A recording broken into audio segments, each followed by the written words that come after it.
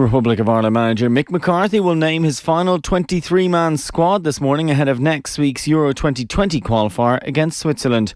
Burnley's Robbie Brady remains in injury doubt, while Michael Obafemi, Troy Parrott and Nathan Collins have been released to play with the under-21s.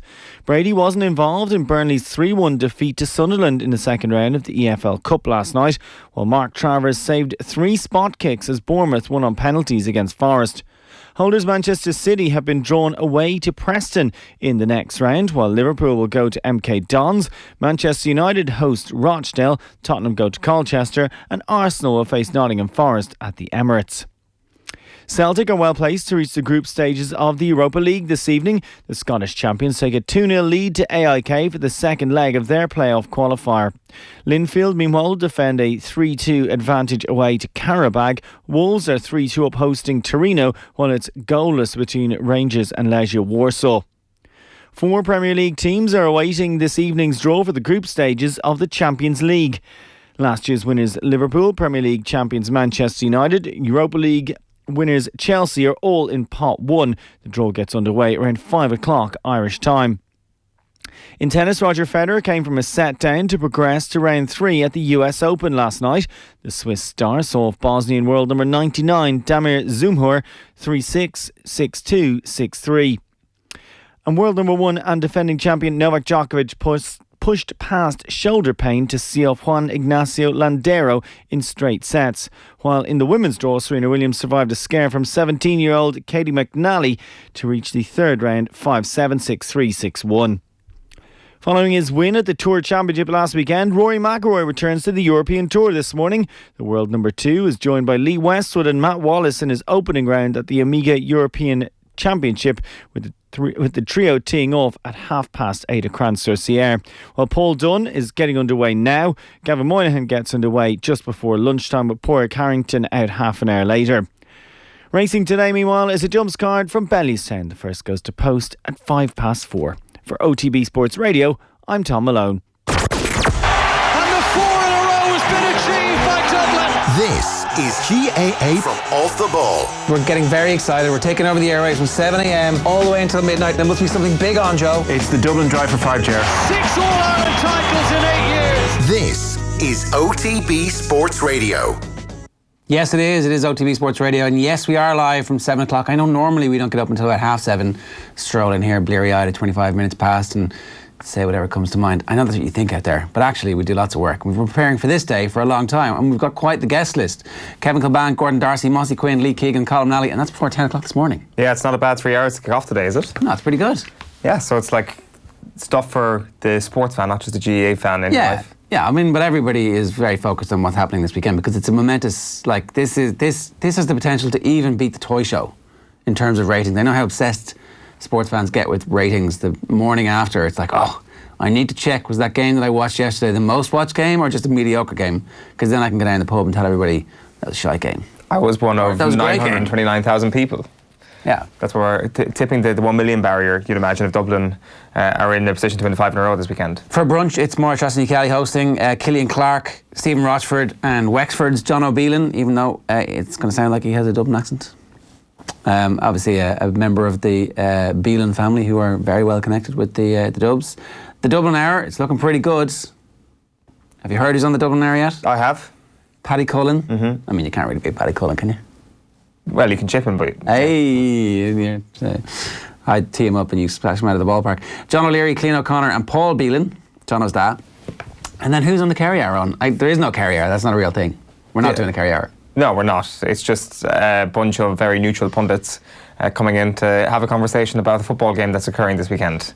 And maybe some memories from... To lecture us from the top of the mountain. There will be no lecturing. Patronise the entire country. There will be no patronisation. There will be mere respect at the hands of the most amazing team we've ever seen in Gaelic football. So, congratulations, I think, are in order to Dublin. Oh, the Dubs, that's what you're doing, sorry. Who is on your Kerry Hour today? Well, Sean O'Sullivan's going to pop into studio. Right. 4-time All-Ireland winner. 4-time All-Ireland winner. To go through, going to do a tactics board with us, a Kerry-based one. He's been thinking quite a bit about that over the last couple of days.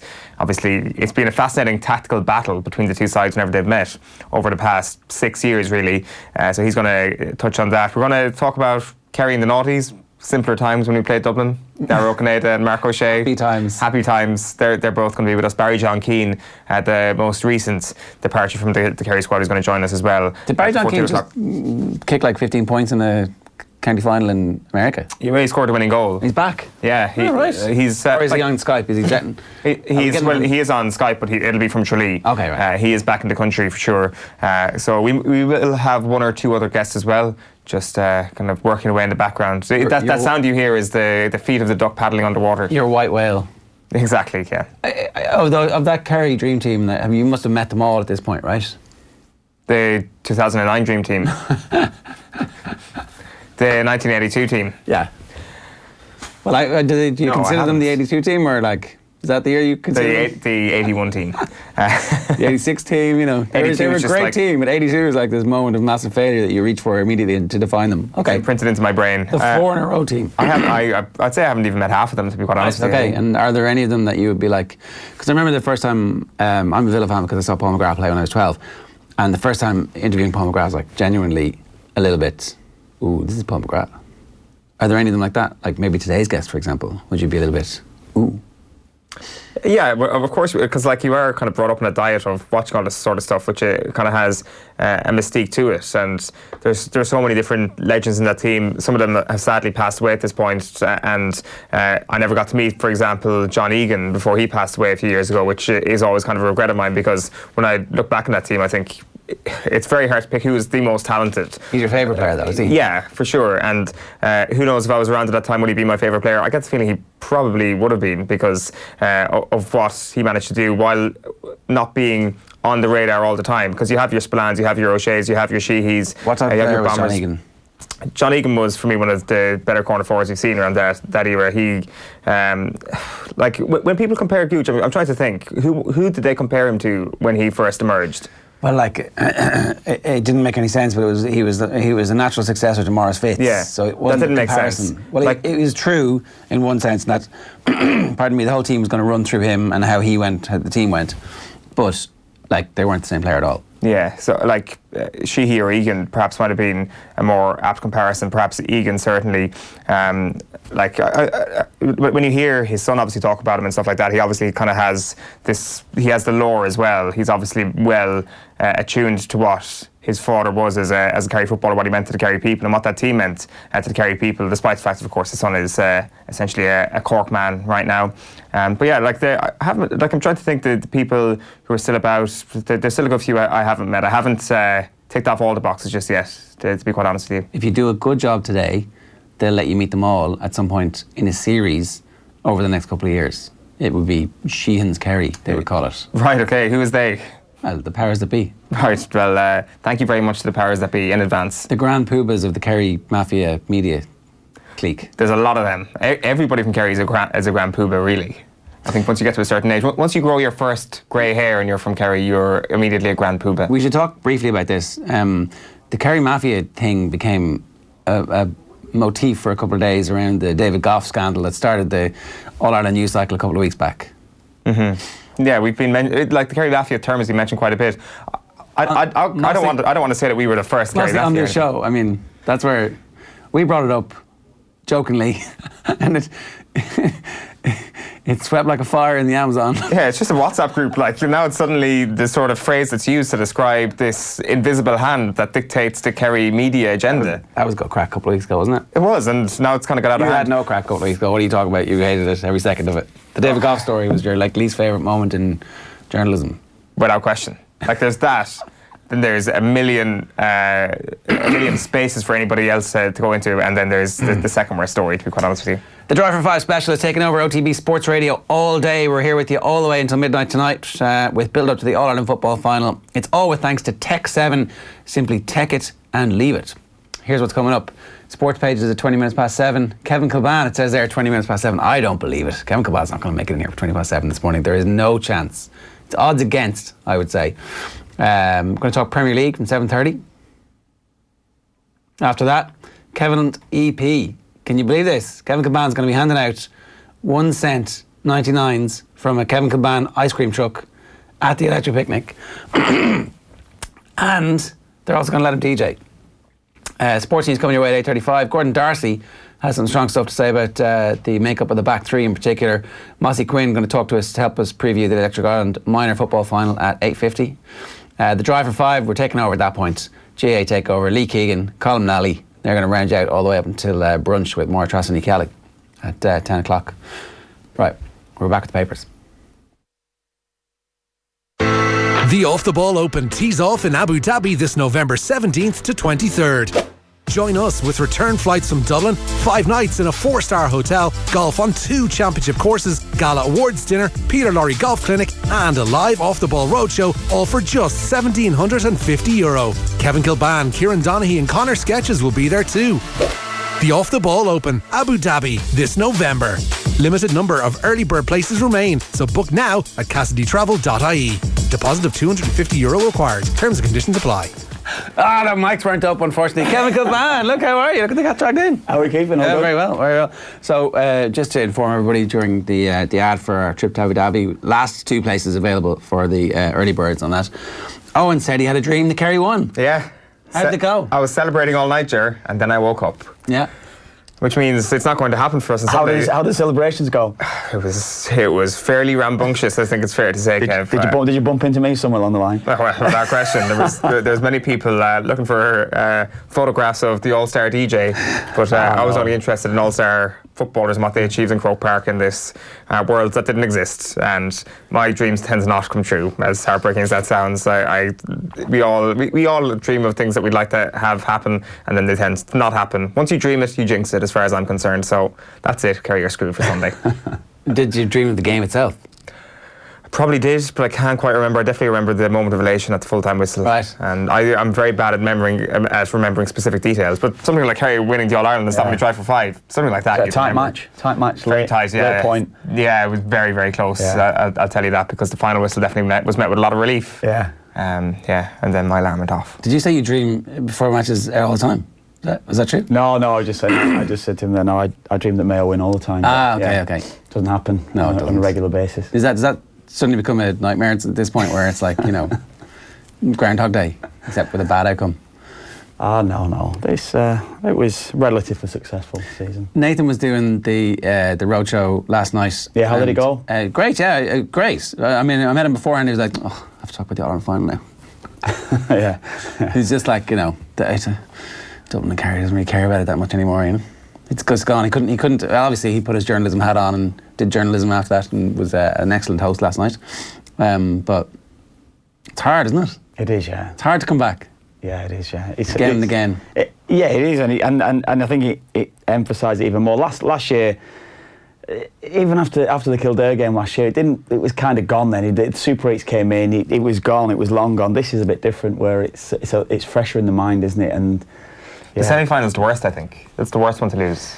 Yeah, I don't know, but I would have loved. I'd love Mayo to be in the All-Ireland final because of the day and everything it brings with it. But I just think the heartaches that we've had. I just think maybe a semi-final this year was probably right. I think that's what we're certainly where Mayo are anyway. Yeah, it feels to me like it's the breakup of that team, and it's a new team next year, and that's fine because they can hit the reset button. And although there are loads of players on that team who have had all the heartbreak, there'll be enough of a retirement crew for everybody to go, okay, this is a reset and we're not going to talk about that anymore, and those games aren't our games. This team is... Well, there's a lot of players this year that we wouldn't have heard of. This time last year we'd been having a conversation. There's probably 5 or 6 players now that have been regular starters across the year. And dynamic in driving what that team's identity could be into the future. Yeah. Oh, definitely. And then you can still rely... I mean, what's Aidan O'Shea now, 28? Lee Keegan's still in his 20s. So there's still the experienced lads there that have had that real big game experience, yet they can bring these young lads through. So you have to be hopeful, but I just think the gap does seem to be getting bigger, and that is the worry, isn't it, for the next few seasons? A couple of people talking briefly about this week about how this Dublin team's era comes to an end, and the big thing is Cluxton retiring and Jim Gavin retiring, and talking to Dublin fans who would know what they're talking about, they're kind of not that surprised if it happens this year at all. If after this game, irrespective of what happens, they're thinking Cluxton might just go at any point, yeah, that's me, I'm done, thanks very much, and there'll be no fanfare, there'll be no pre-warning. Now, the only way he would do that is basically the time on his life and everything. He might think, look, I want to go and experience things, how old is he now? 34 would he be? 38. 38, he's not 38, isn't he? Yeah, I think so, yeah. Is he 38? Yeah, he's the clock is definitely ticking on it. Like, what are those? 81. It's the 17th of December. He's 37 still, so he turns 38 in December. In September. December. Yeah. It says September on Wikipedia. No, it doesn't. It says 17th of December 1981. 17th of September 1981 on Jesus, which Wikipedia page is this? You never trust Wikipedia. I do. As I said before, I do know people who have edited their own Wikipedia page. But anyway, did you bother clicking the link to go the whole? But it says it here on the sidebar. Anyway, he turns 38 before the end of the year for sure. Yeah. And yeah, well, that is a big thing. That's old. But I tell you what, he looks in great shape. He's, I think what players would find as well. I mean, think certainly with goalkeepers as well. The striking power naturally will go, and it's not gone from him. Yeah. So they've minded him well during the leagues, and in recent years they've learned exactly what they need to do. He's also the type of player who is so fit and so healthy and looks after himself so well that he could continue to 40-41. Like, this could be the greatest GAA career of all time if he wants it to be. Not that it's pretty close to that anyway. What are the Dublin fans saying about Cluxton and Gavin's departure then, in terms of actually hanging on to a legacy without them?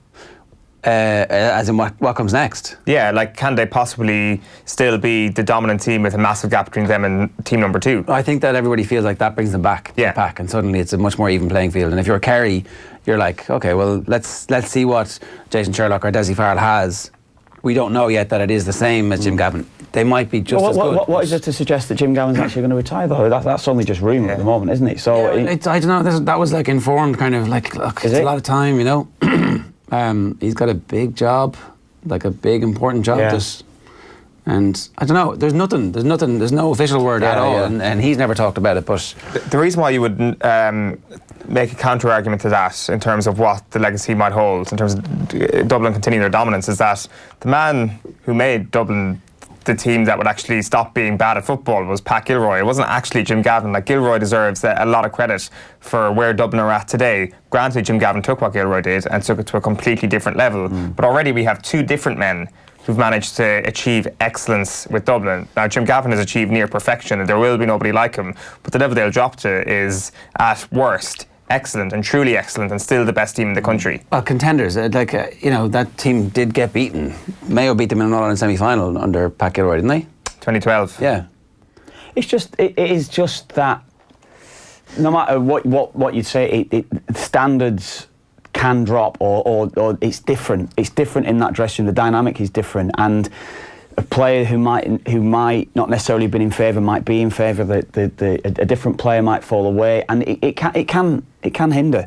Definitely can hinder. That could be the case, and so that would be if he just walked away. Yeah. That would be a big worry. Definitely would be a big worry. The parallels, obvious parallels with Leinster, when Joe Schmidt left to become Ireland coach and Sexton left at the same time to go to France, and all of a sudden Sexton comes back and goes, the culture here is completely different from what it was beforehand. Now, they get it back, but it does take time, and it takes experience, and it takes a steady hand, and it takes an infusion of youth. Like, nothing lasts forever, I think there's definitely, and that team will break up. Like, those players in their late 20s, early 30s, they won't continue for another 3 seasons. What about the players that are 20, 21, 22? They're not bad, are they? No, they're not bad. So the Kerry team aren't bad. That's the thing. Like, yeah, exactly. The Kerry team is a bunch of kids that could be on the verge of a new golden age.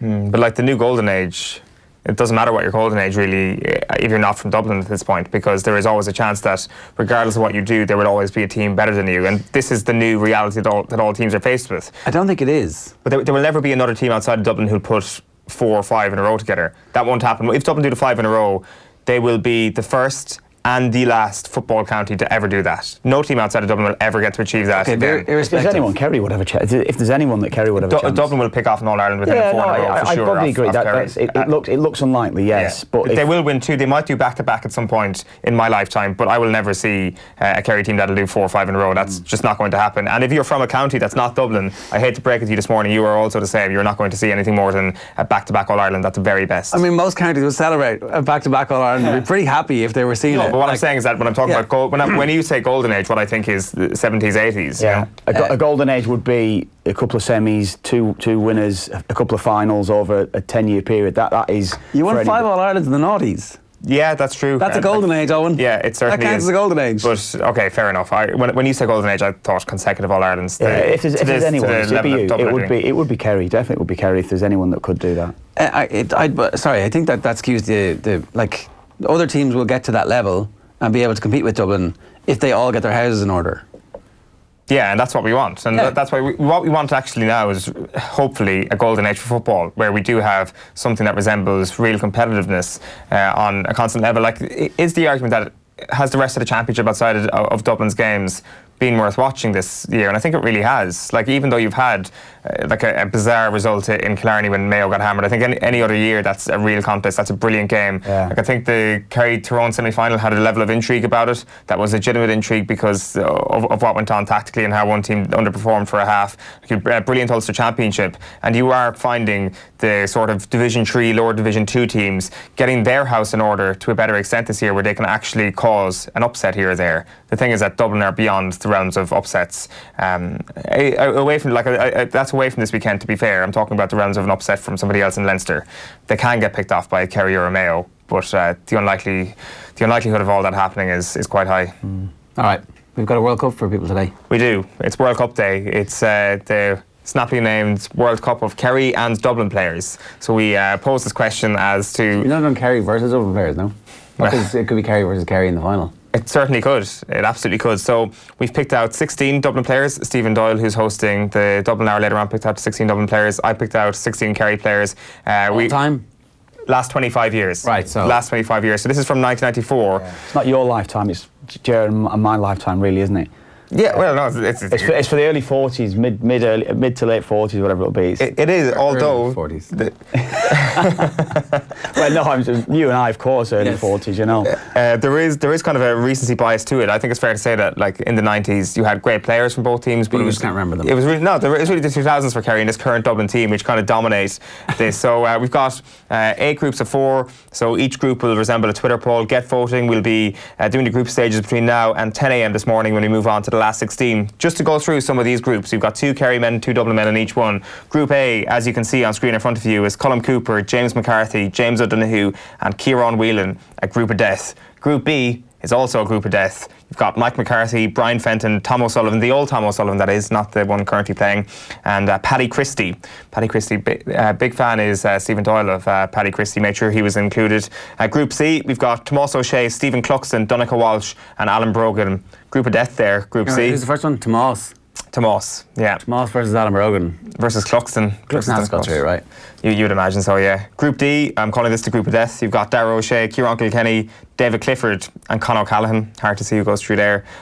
Group E. These groups are not evenly weighted. Like, Conor and Clifford need to be through to quarterfinals straight away, but they're in the same group as Kilkenny and who? Darragh O'Shea. And Darragh O'Shea, yeah. Jeez, that's a joke. Yeah, that is. What was the Paddy Christie group? What's the rules for this? Mike McCarthy, Brian Fenton, Tom O'Sullivan, Paddy Christie. So how many can go through from each group? 2. Come on.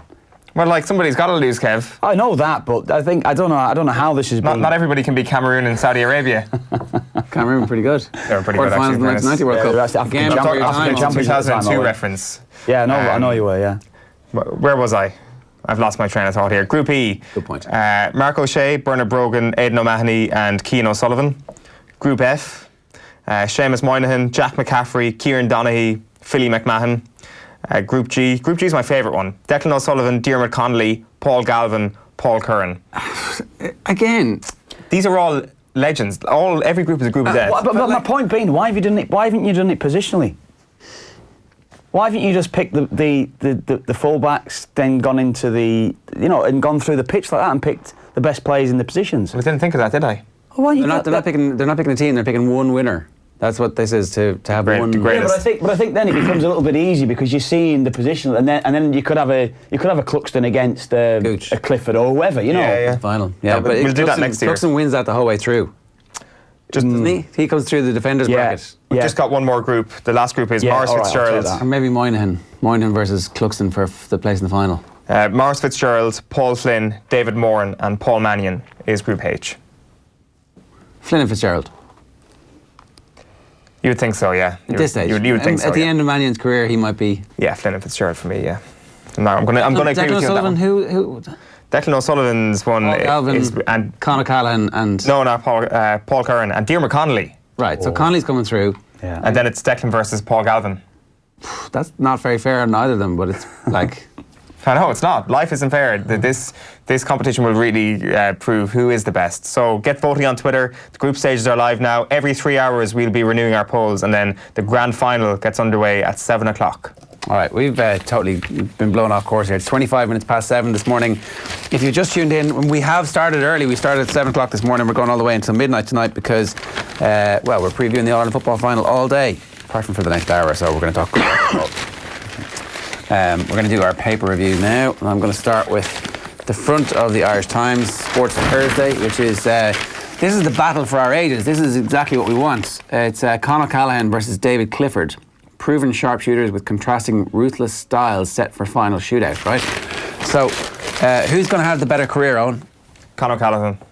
Conor Callaghan will win more All-Irelands. He will, by dint of that fact, win more All-Stars and will be a more decorated player than David Clifford. But he'll be considered the better player from his peers. I think David Clifford will. I think David Clifford will. It's just a hunch at the moment, but I think David Clifford is... I think he's a better footballer now than Conor Callaghan is right now. They're the two best forwards in the country. This is Messi versus Ronaldo. Yeah. And Messi is Clifford and Ronaldo is... That's the thing. Because Con is going to get everything out of his talent. Yeah, and there's only one winner in Messi and Ronaldo, isn't there? We're talking player individually, aren't we? Only one winner. Well, you can look at the 3 Champions Leagues in a row. You can look at... Yeah, but I'm talking player. By his peers, everyone. Yeah. That's exactly it. I think Messi Ronaldo is actually kind of a spot-on argument. Like, who will look back in their club career with a greater joy between Messi and Ronaldo? Probably Ronaldo. In terms of their... See, I think Messi's under... Yeah. In terms of their club career, who will... Oh, yeah. So, well, they've won and everything, yeah. Yeah. Also, as well, Ronaldo doesn't back himself at any point, so it's going to be more than Messi. Better player, there's no question. Obviously, it's Lionel Messi. He's the greatest of all time, but those Champions League medals, the cold, ruthless manner in which they managed to annex them over the past couple of years, I think that took Ronaldo to a different level with which you talk about him in terms of who was the most successful. And I think we will have a very similar situation. I don't think Clifford will have a more successful career than Con. Con will win tons and tons of All-Irelands still to come. It's good, yeah. It's good. Yeah, I mean, I think that Clifford has a chance, though, because his teammates are pretty good and he's the leader of a team that are going to emerge. But it is definitely, this is their first All-Ireland final against each other, but we're going to start thinking about these two as the big beasts of Gaelic football. Yeah, for the next decade. And that's the thing, it's for the next decade. It's not like, well, to be fair with Messi and Ronaldo, you've kind of got to appreciate it all the way up because they were so good from such a young age. Unless Con goes to play hurling after the 5 in a row and goes, right, I've done that now.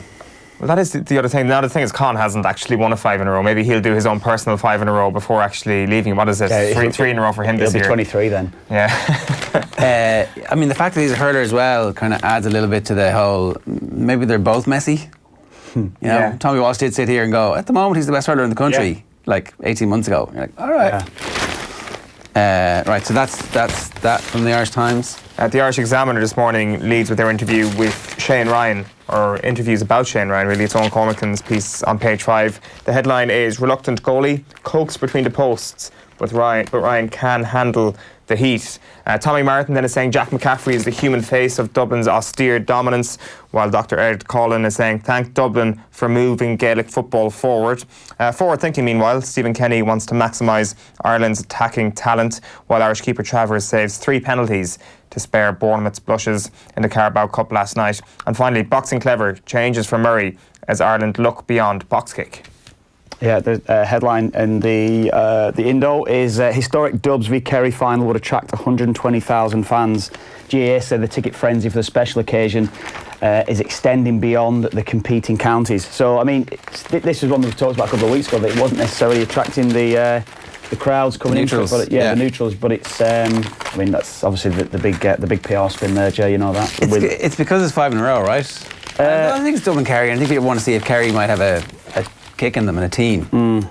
Yeah, I'm not sure you'd be a better place to say it. I think that both of these teams have an allure to them in terms of actually seeing them in the flesh. And I think a lot of people have seen this Dublin team at this point, but I think this has definitely been the year where Kerry have kind of come on scene and people actually want to see well, what's it like to actually see all these players together, this kind of newfound team, 17 players in their first All-Irelands. There is kind of an element of history to that, where even if they lose, people are like, well, I saw them that day, and when they do eventually get their All-Ireland, well, we know the moment that they realise what it took to actually win an All-Ireland. Well, that's how it will be as well. The other bit in there as well, Mossy Quinn talking about Dermot Connolly could be the match winner. Do you think he'll get game time this weekend?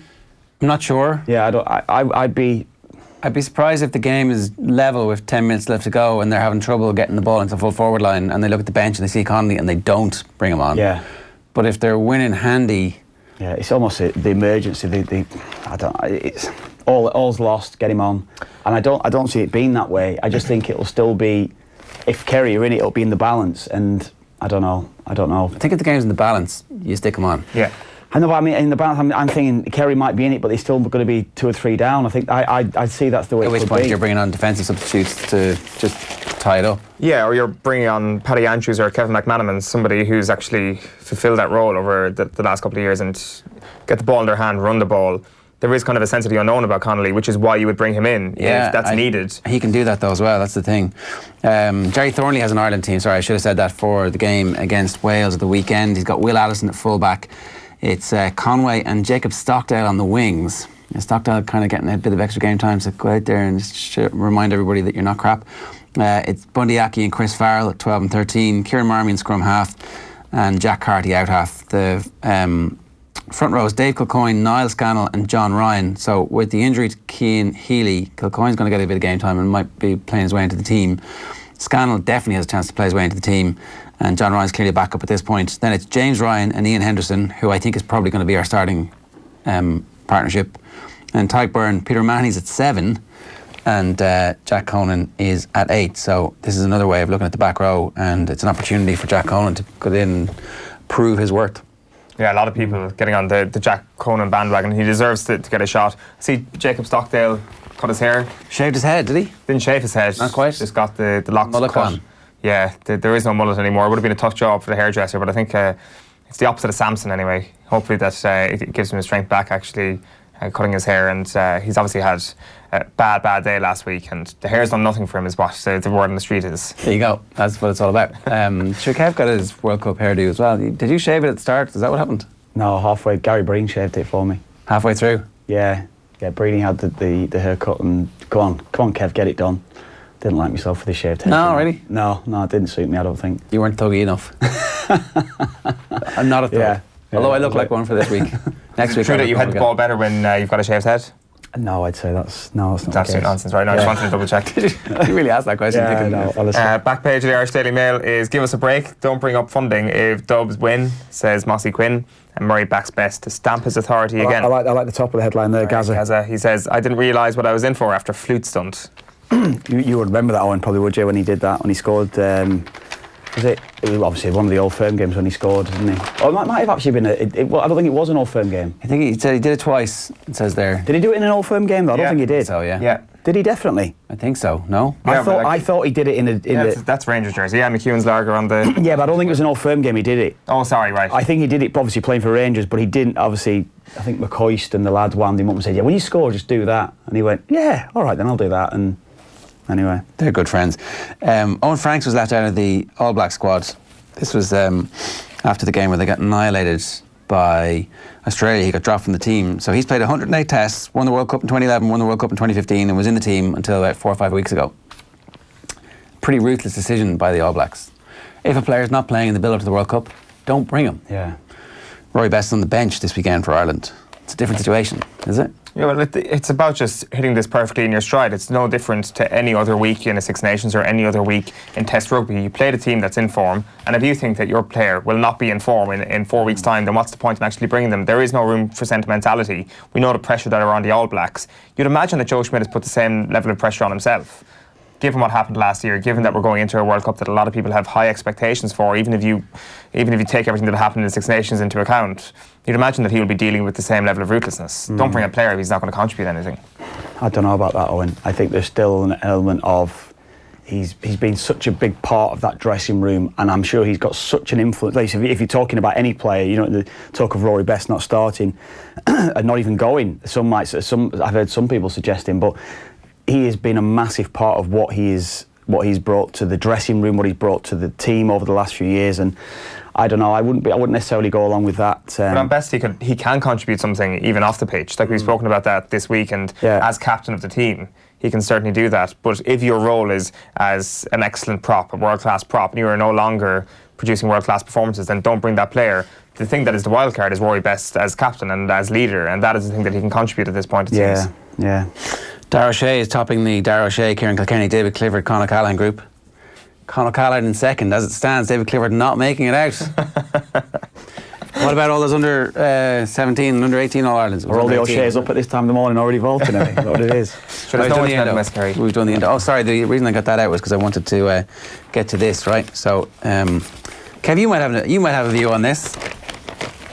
Go on, I'm not with this. Neil Francis column this morning. The selection of mediocre imports ahead of Irishmen has to stop. Oh, God. Klein isn't good enough for South Africa, so why has he been fast-tracked onto our national team? Why is it, can I just say the original line, why is it just mediocre imports? Whether the world-class imports, they shouldn't be picked.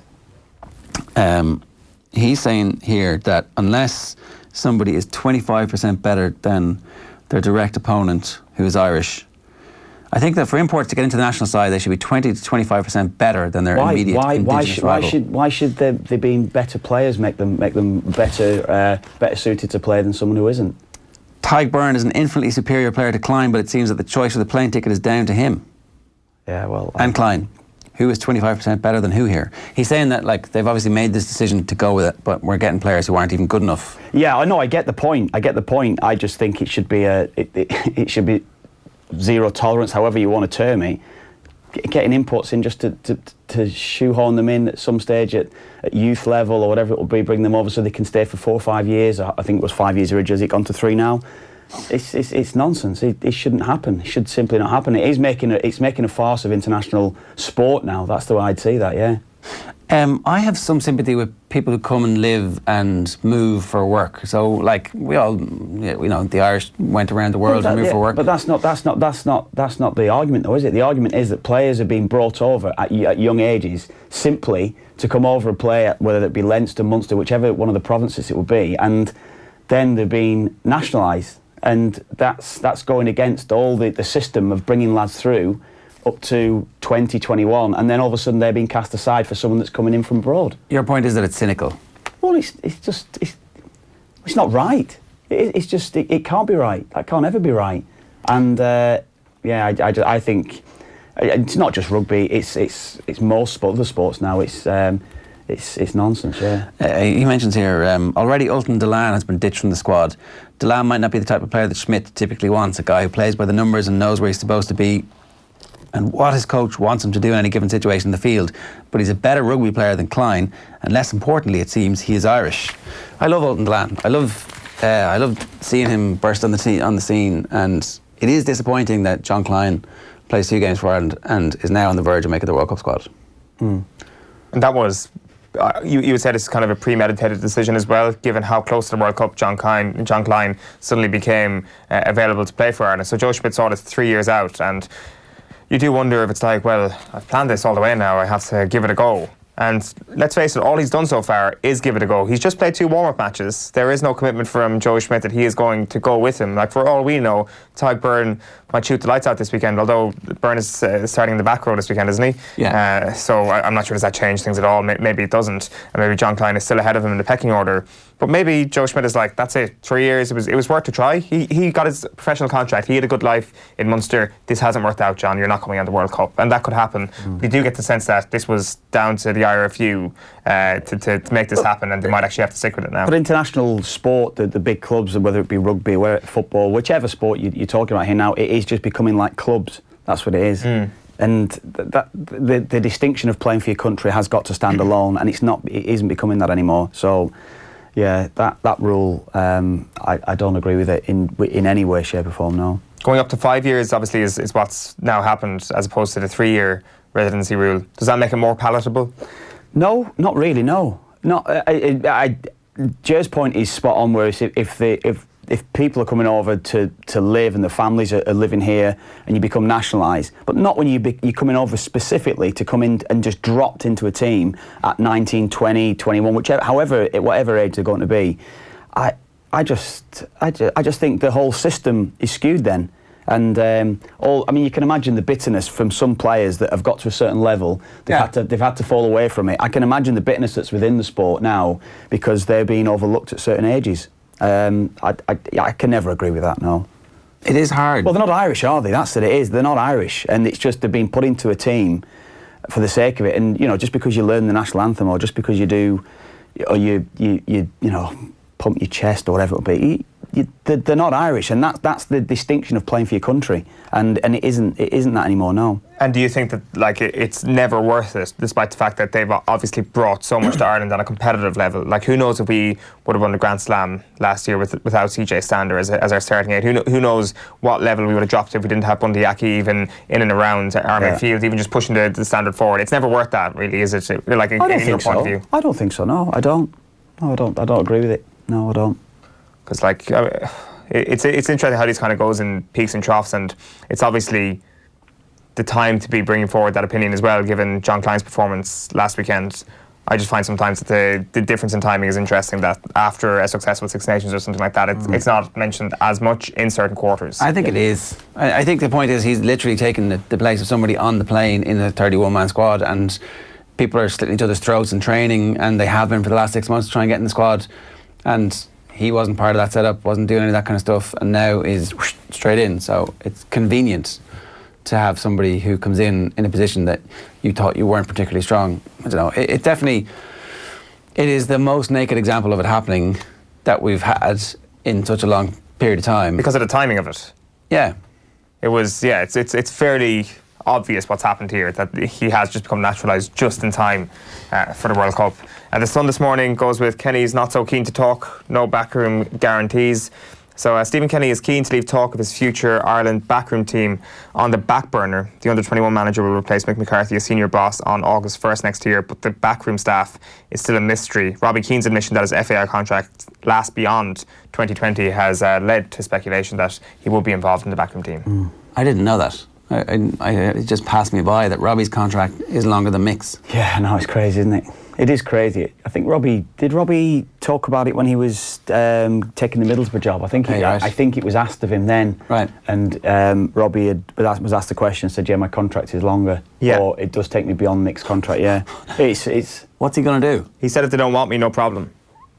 Keane said this. So this is speaking in June, as you said, when talking at Middlesbrough, he said the FAI want me to stay on here. My contract is longer than the managers. They want me to hang on. I will be here. If they don't want me, no problem.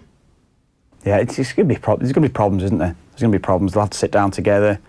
Does Stephen Kenny want Robbie Keane part of his staff? Because you can imagine that Stephen Kenny's now building something with the 21s.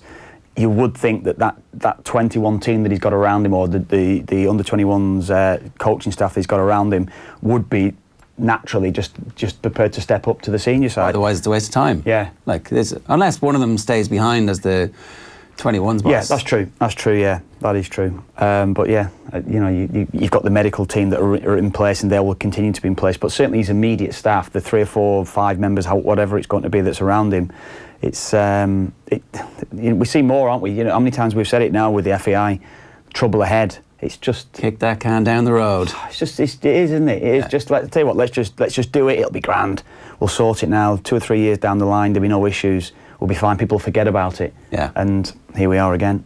Maybe they hope Robbie gets a job. Yeah. But this is a footballing issue. All the stuff that's happened around it, the mess that's been created has been off the field stuff. This is certainly got more of an influence on the team itself. Well, Stephen Kenny probably doesn't want somebody foisted on him, irrespective of who it is. You could be the world's best assistant coach, but do you really want somebody when you're already coming in going, these are my ideas, what we're going to do? And yeah, possibly. I mean, you do see it a lot, certainly at club level, don't you, where coaching staff are part of the very fabric of the club. I'm thinking immediately now, Chris Hughton would spring to mind when he was at Spurs for years. He served under so many different managers, but he was the club's man. And he served under every manager brilliantly. Yeah. So that's not always the case, but you're right in saying that. I mean, there could be that one that Robbie could be the link for Stephen Kenny when he steps up. Maybe. That could be the other thing. So the only thing is that Robbie is on the record as saying he wants to manage the country at some point. So his ambition is to be the manager. Yeah. I don't know if you want your number 2 to be constantly I wouldn't have done that way. I think that maybe. I'm not saying that he would, but it's always there. I don't think that'd be the case, but I mean, Keith's involved, and I generally haven't spoken to Keith about it, where he's going to go and what he wants to do. But I'm sure in the back of Keith's mind, while he's coaching and what he's doing, he would want to manage at some stage further down the line. That's the reality of whoever's been with Stephen Kenny. Stephen Kenny will know that himself. Whoever you're with, then you've got that ambition to manage yourself at some stage. Yeah, okay, so it's there all the time. Yeah, I would think so. All right. I would think so. So it's not that big a deal. No. All right, fair enough. What have you got? The Herald, I think, Kev. Oh, yeah. Yeah, again, it's Mossy Quinn talking about Dermot Connolly. Dublin's trump card, saying he could be the match winner against the Kingdom.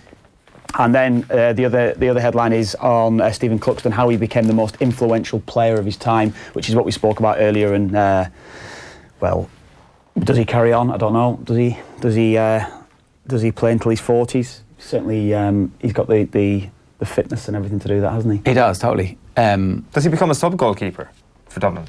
Does there come Would he do that? a time when, say, the people in training are like, actually, you've lost a little bit of power off that boot. You can't actually go over the top of the midfield if we are required to do it. Evan Comerford is here. He's able to ping them as good as Sean Patton or as good as anybody else in the country. And Stephen, you've been a fantastic leader. We'd love you to hang around and wear number 16. No, I don't see that. But what's the point at his age? Come on. What? Oh, and like he's the greatest competitor of his generation. No chance. And you're saying he's going to be happy to sit in the bench? Okay, not happy to sit in the bench. Come and fight for your place. Well, no chance. No chance. If he's told he's like, not... Great players have been dropped all the time and have been told to fight for their place. I mean, yeah. Famously, Mick McCarthy... Yeah, I understand. If you're 21, 22... in Irish football.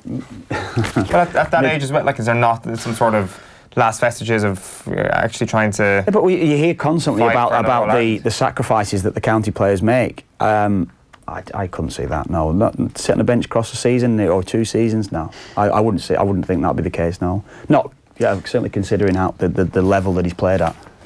The Star this morning. Let them enjoy it. Quinn wants funding debate to take a back seat if Dublin win 5 in a row. So there's a nuanced conversation from Mossy yesterday. He was saying that will they be let enjoy it? The players themselves, anyone connected with the group will absolutely enjoy it if they're fortunate enough to come through on Sunday. For me, conversations like that, I don't have an issue talking about them. I don't think there's a reason it shouldn't be discussed. But for me, talking about it immediately afterwards, just like Dublin do get over the line on Sunday and it turns into a conversation in the hours later, I think that's probably doing a disservice to the team. And I think that your point that like no one's ever going to do this again should be taken as these players. I don't know if the Dubs are going to do a 5 in a row again. Kerry are getting their house in order. Cork getting their house in order. Like Mayo aren't really going to go away. There's no way that they should just roll into another 5 in a row after this. It has coincided with Kerry in transition and Cork being in a shambles. We have to accept that. They are two of the superpowers. They're in shambles for a large part of it. Meath coming back from their lowest ebb ever. Yeah, it's definitely like Mayo really have been the only part of this 5 in a row. Okay, Kerry as well certainly, but Mayo really have been the only one that have been able to do it, that have been able to actually try and give them a run for their money in serious fashion over the last 4 or 5 years. So I don't know. It's maybe that's part of it as well, and maybe when you do have superpowers at their pomp, when you have more than one superpower at their peak, it might actually be a different kind of landscape we look at. Yeah, Jim McGuinness left. Would have been great to see Jim McGuinness again another year going to see what would happen. Think he'll come back? Think Jim McGuinness will come back? I don't know. I think there's been enough good jobs that, like, surely Kildare rang to see what's the story. Surely some other counties have tested the water to see what the crack is. But I think he wants to do football, right? That's the plan, is he's going to be a football coach no matter what. Right, all this week on OTB AM, it's 7:48 by the way, all this week on OTB AM we've got some brilliant prizes for you with thanks to Dominic Smith Expert Electrical in Dundrum as they mark the launch of their exclusive new TV and home entertainment showroom offering the latest TV and home entertainment solutions. Every morning there's a €100 voucher for Dominic Smith Expert Electrical up for grabs. On Friday, anybody who's entered the competition all week are in the draw for the overall prize, a state-of-the-art Sony TV and home entertainment system worth €4,000. It's a sleek and contemporary 65-inch Sony Bravia OLED AG9 Smart TV from Sony's new Masterclass series. It has the latest OLED technology, wide viewing angle for more natural picture and built-in acoustic surface audio. This next-generation Android Smart TV provides viewers with a multi-dimensional cinema viewing experience. 2 steps to enter. Number 1, share today's show wherever you're watching and use the hashtag OTBLive for the day that's in it. We're also asking you to send us in your favourite All-Ireland Final memory. Dominic Smith Expert Electrical is one of Ireland's leading premium electrical and home entertainment retailers. Got the Mirror this morning and it leads with Alexis Sanchez. we'll pay you to take him. United to stump up £8 million of Flopp's wages. They're not really paying them to take him. They're paying part of his wages. They are. Yeah. They're not saying... Well, they are. You can have this for Is that what it is? It is. Is that what it is? They're paying Alexis Sanchez. Yeah, to get out of here. Yeah, you're paying him to get out of the club, to not be part of your club. Imagine paying him 250 grand a week, whatever it's got. What is it? It's £8 million for the season, so break that down. Yeah, that's 150 grand a week, they're saying, aren't they? About 150 grand a week. I mean, it's probably a bit more, because it's really only 8 months between now and... So Yeah, it's it is September, 200 grand October, a November, week. December, January, February, April, May. Yeah, it's 200 grand a week. Imagine giving someone like at that level, and it does. And I know it's on a different level with what's happened with Berry this week, but it is madness. Yeah. It is absolute madness, isn't it? You're giving someone £8 million, 200 grand a week just to leave your football club. Repercussion free for the people who made the decision.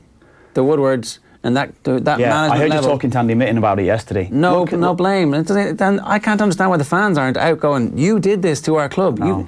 It's half a decade to rid the club of the bullshit that causes, because everybody comes in. De Gea's not signed his new deal. Yeah, I know. He's not signed his new deal because he's looking at Alexis Sanchez going, I want Alexis Sanchez money. Yeah, exactly. I'm way better than him. I know. Give me his money. It is. And if you're not going to give it to me, I'm going to get it somewhere else by running down my contract. So, like... I know. I It think- is madness, and I heard him talk about the decisions. Di Maria, even if you're talking about Lukaku, it hasn't worked out, of course. Falcao, the other one, and he spoke about the approach or the strategy to the recruitment. It is literally been... That's in Schweinsteiger. But it is, yeah, Schweinsteiger, I didn't even thought of that one. But it is literally... they're going to get them, that club's going to get them, we'll take them. Sod it, we will take them. And it's crazy. Sorry. I think this is I don't know, I could be getting ahead of myself, a very significant moment in football and economics and stuff, because we always throw out this idea of like the football bubble and when it's going to burst and stuff like that. Like Rory Smith had a great piece on the New York Times the last day about how United couldn't offload Sanchez because he's on too much money per week. Gareth Bale in the same situation couldn't be offloaded. James Rodriguez couldn't be offloaded. Essentially the Paulo Dybala deal broke down with Tottenham Hotspur. Coutinho's another one. They're paying his wages. Too much wages. You've got players who are earning a certain amount of wages per week. They are, in certain areas, still an attractive prospect, but clubs aren't willing to stump up that money anymore, which is, I don't know, is it kind of like offloading a house at the peak of the boom, or just when the crash is about to happen, you're not able to get people paying that amount of money, and ultimately the asking price will have to drop. And I wonder, will that have to happen with players like Alexis Sanchez? Now, granted, you can't just compare like with like here, because you've got the entirely different bubble, which is the income to clubs, which is revenue, which is television money. And I know we did a piece on deadline day around the fact that may be reaching a bubble as well. That I don't know, is this significant? But I think Man United have just offloaded him for the season. There's no deal agreed to take him at the end of the season for Inter Milan. We're going to be in this same position, exactly the same position next year with Alexis Sanchez. He'll be back at Man United. Nobody's going to take him. He'll probably sat on another 2 years.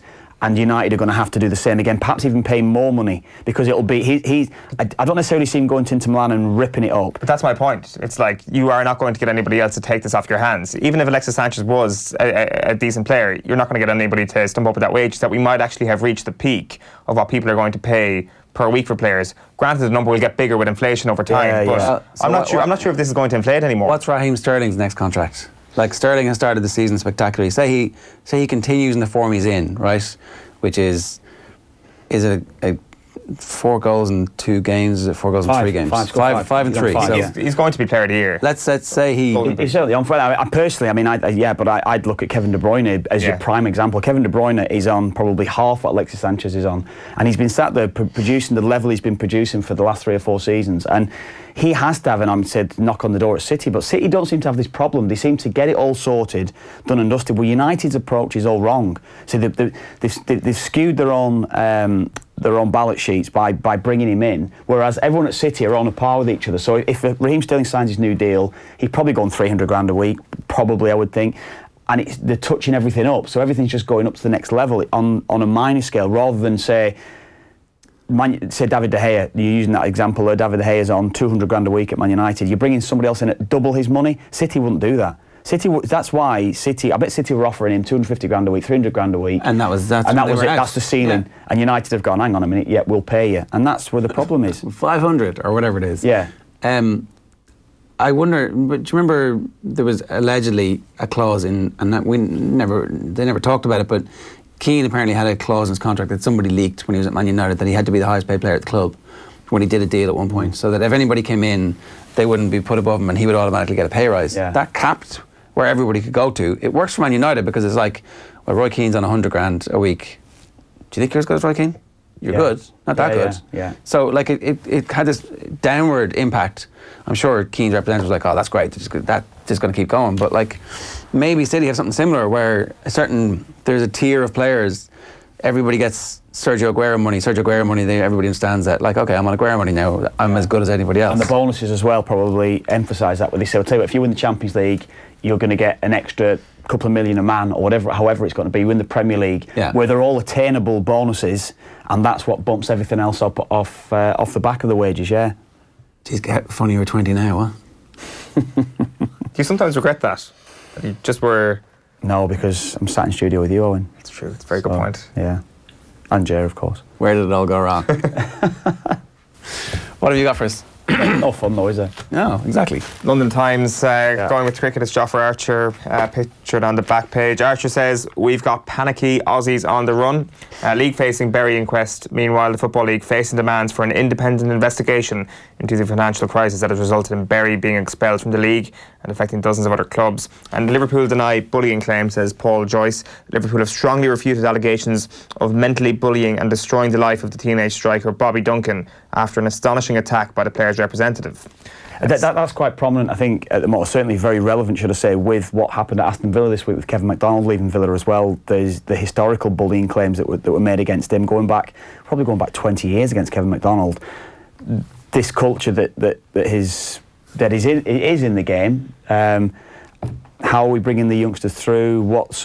How are they mentally as well as physically? And it's something that certainly has been overlooked at all levels over the years. I think there is more of an emphasis on it now, on how we're actually taking care of our youngsters. And I don't know, that's one to watch, I think, that one really, anyway.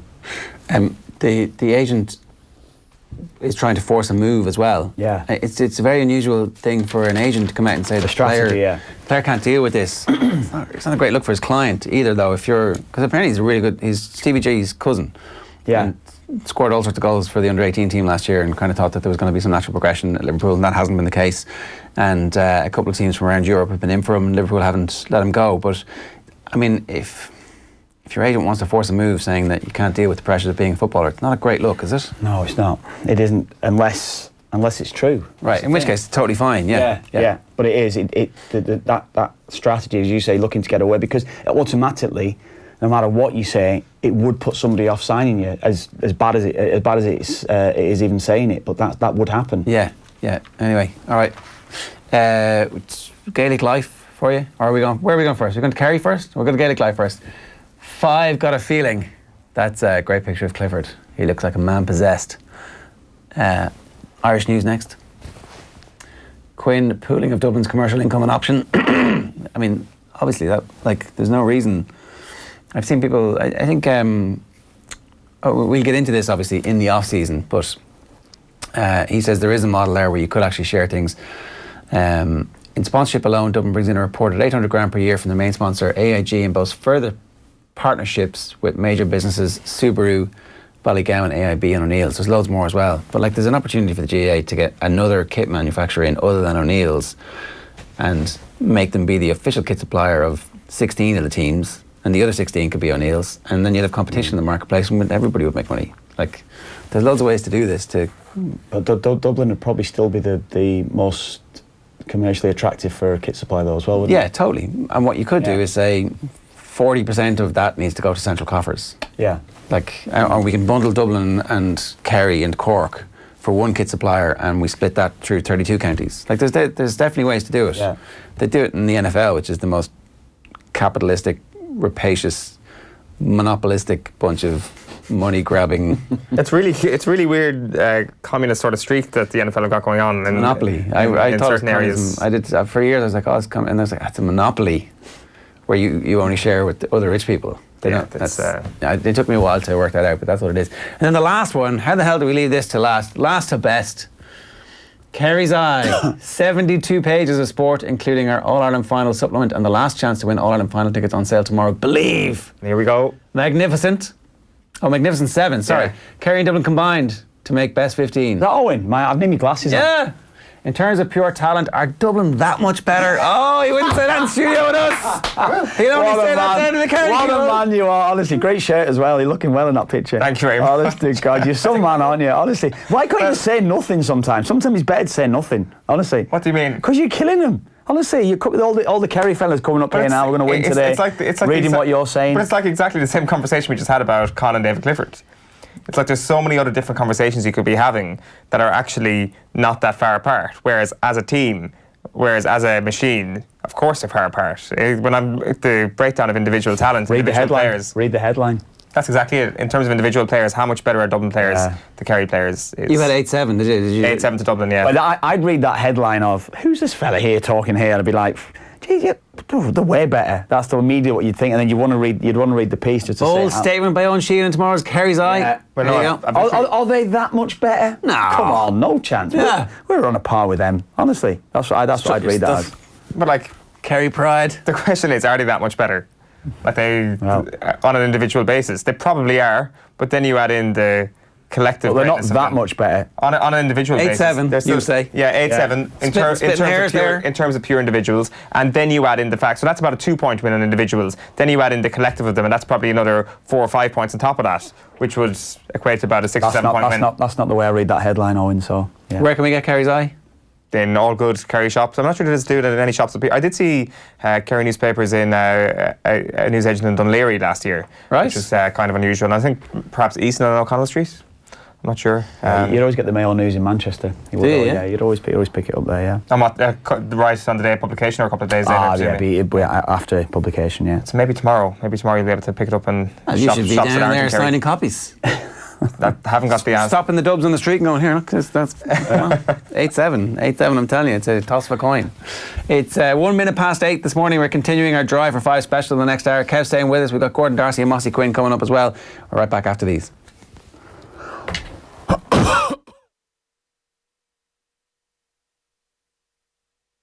OTB AM. This is OTB Sports Radio.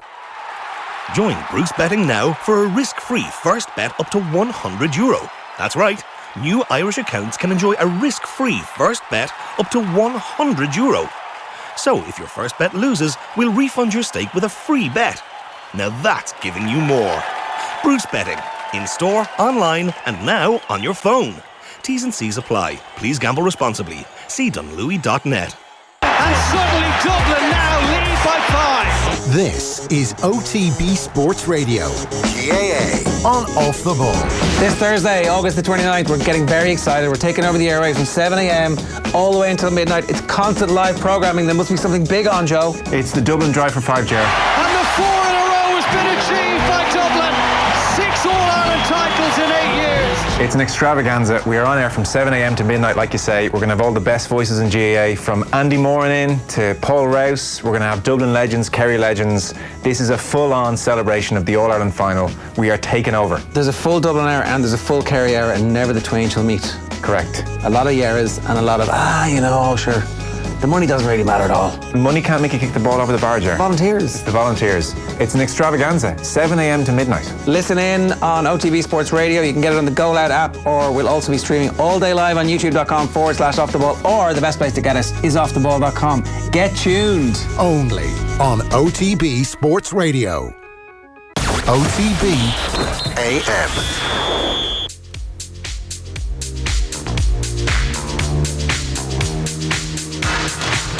Where's your set? What do you think, Owen? You're a good man of good talented or a good man of knowing music and things like that. Yeah. What do you think? Are you excited? Very excited. Yeah. Is this a sneak peek from the set? Yeah. This is a brief intro there. Yeah. For anybody who doesn't know, DJ Kevin Killa Kilbane headlines at AIB's Tap House was what the press release says. I love the press release. My favourite bit is throughout the weekend, visitors to the AIB Tap House can also chill out and enjoy 1 cent 99s from Kevin Kilbane's ice cream van.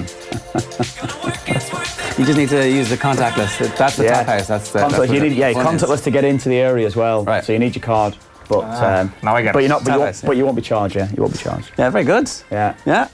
Be good. Yeah, be good crack. Is this your second DJ set? Obviously, I was there for the first one. Highly impressive. Yeah. And he was Was it highly impressive? I don't know. He was the equivalent of Love Island, going around country nightclubs DJing for about 10 grand a pop, I heard. Have you? So this isn't your second outing? No. It's there's been a bit at home, but no, this is the second official. There we are. Yeah. It was. The decks. Did you buy like swanky decks? No. I've got them hired, yeah. Right. So it's I've got Carl is helping me at the moment, so we've got our set together. It's taken a while to get the set together, actually.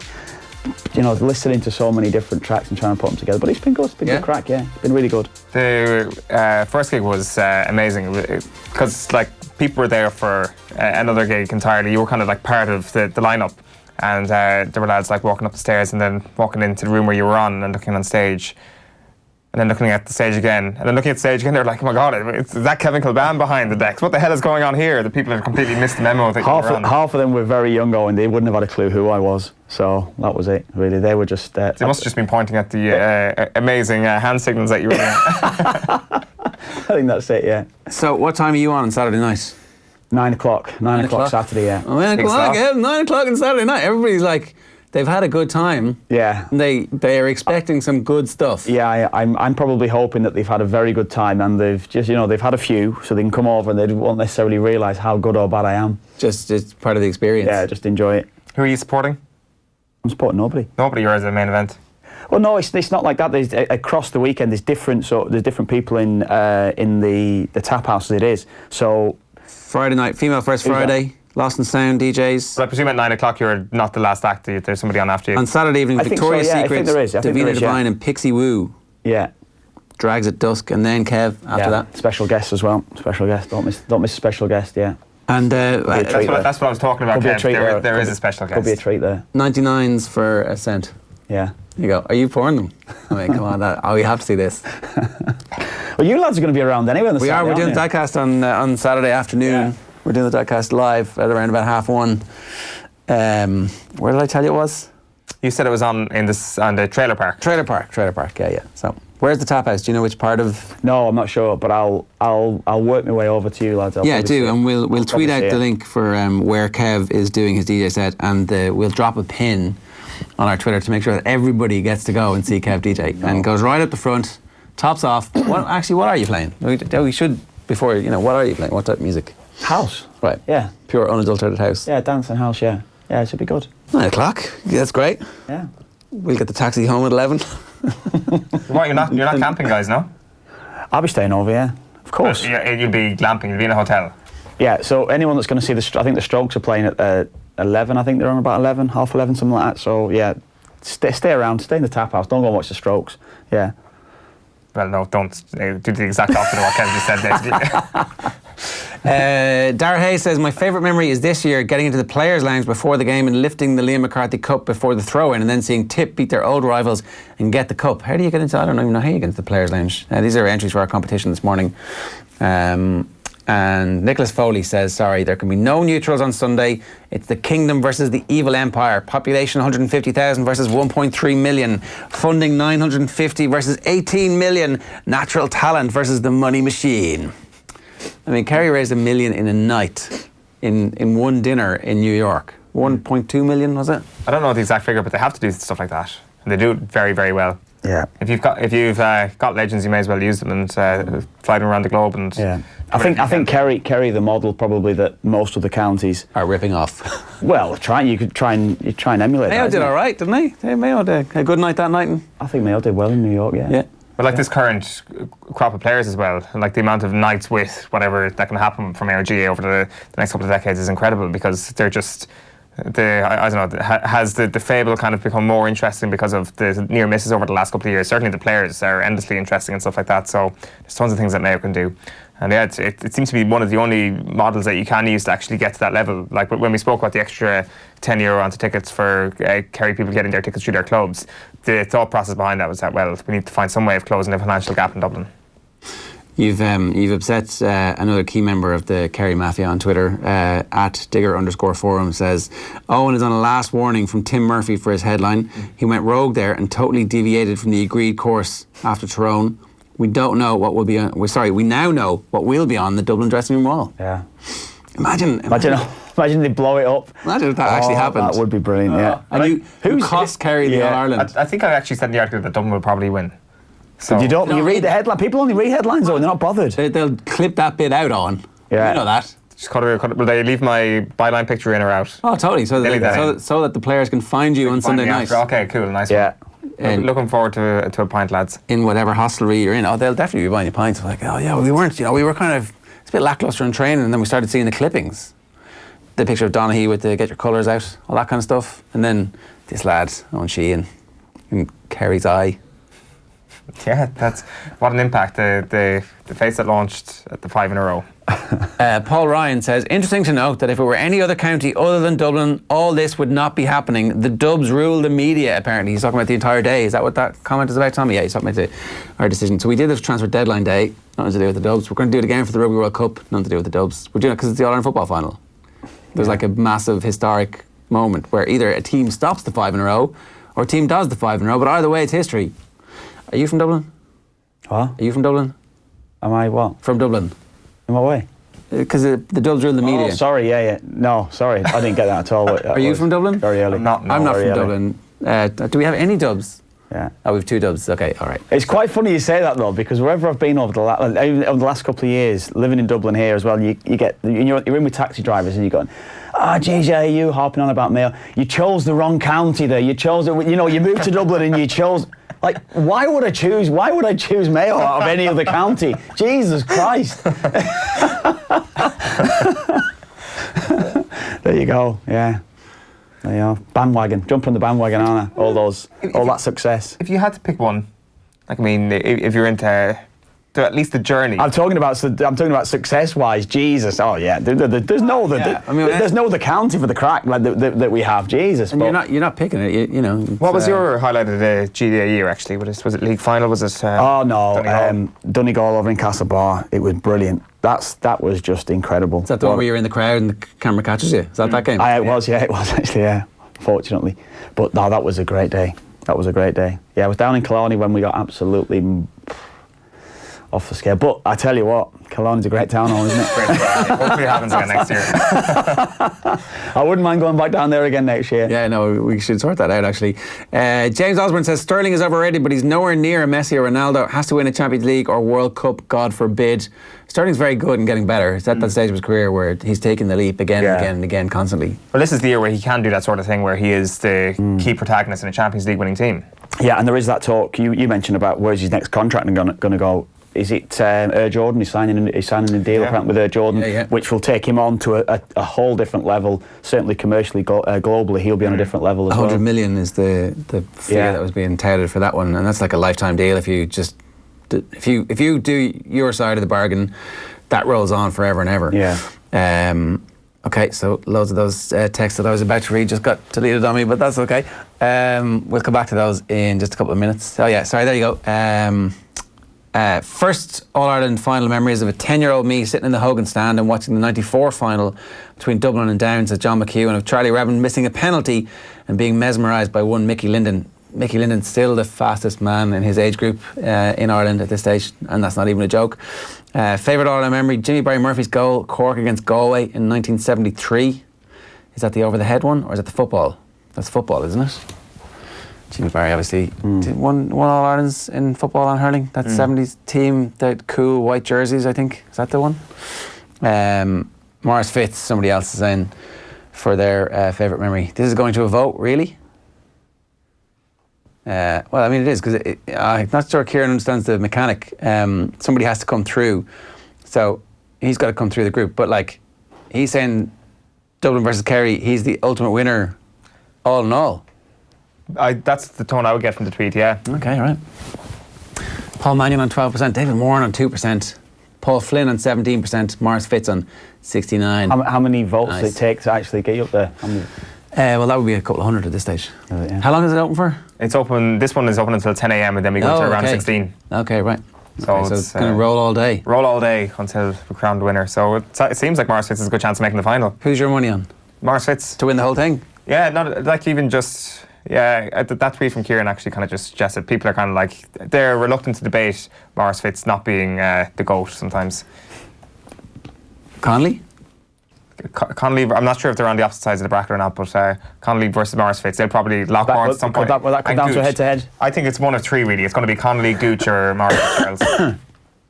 Right. Okay. Gooch versus Morris will be a very interesting final. That's the final I'm looking for. Kev, we didn't get a chance, obviously, in person to talk about how Aston Villa absolutely annihilated Everton 2-0 at the weekend. Yeah, I got a text on Friday night. Yeah? Boom, boom, boom. Fine. Yeah, there you go. Who was that text from, Kevin? No, I don't want to talk about that. We'll leave that for another day. I tweeted the exact same thing, so that's fine. Yeah, copy and paste.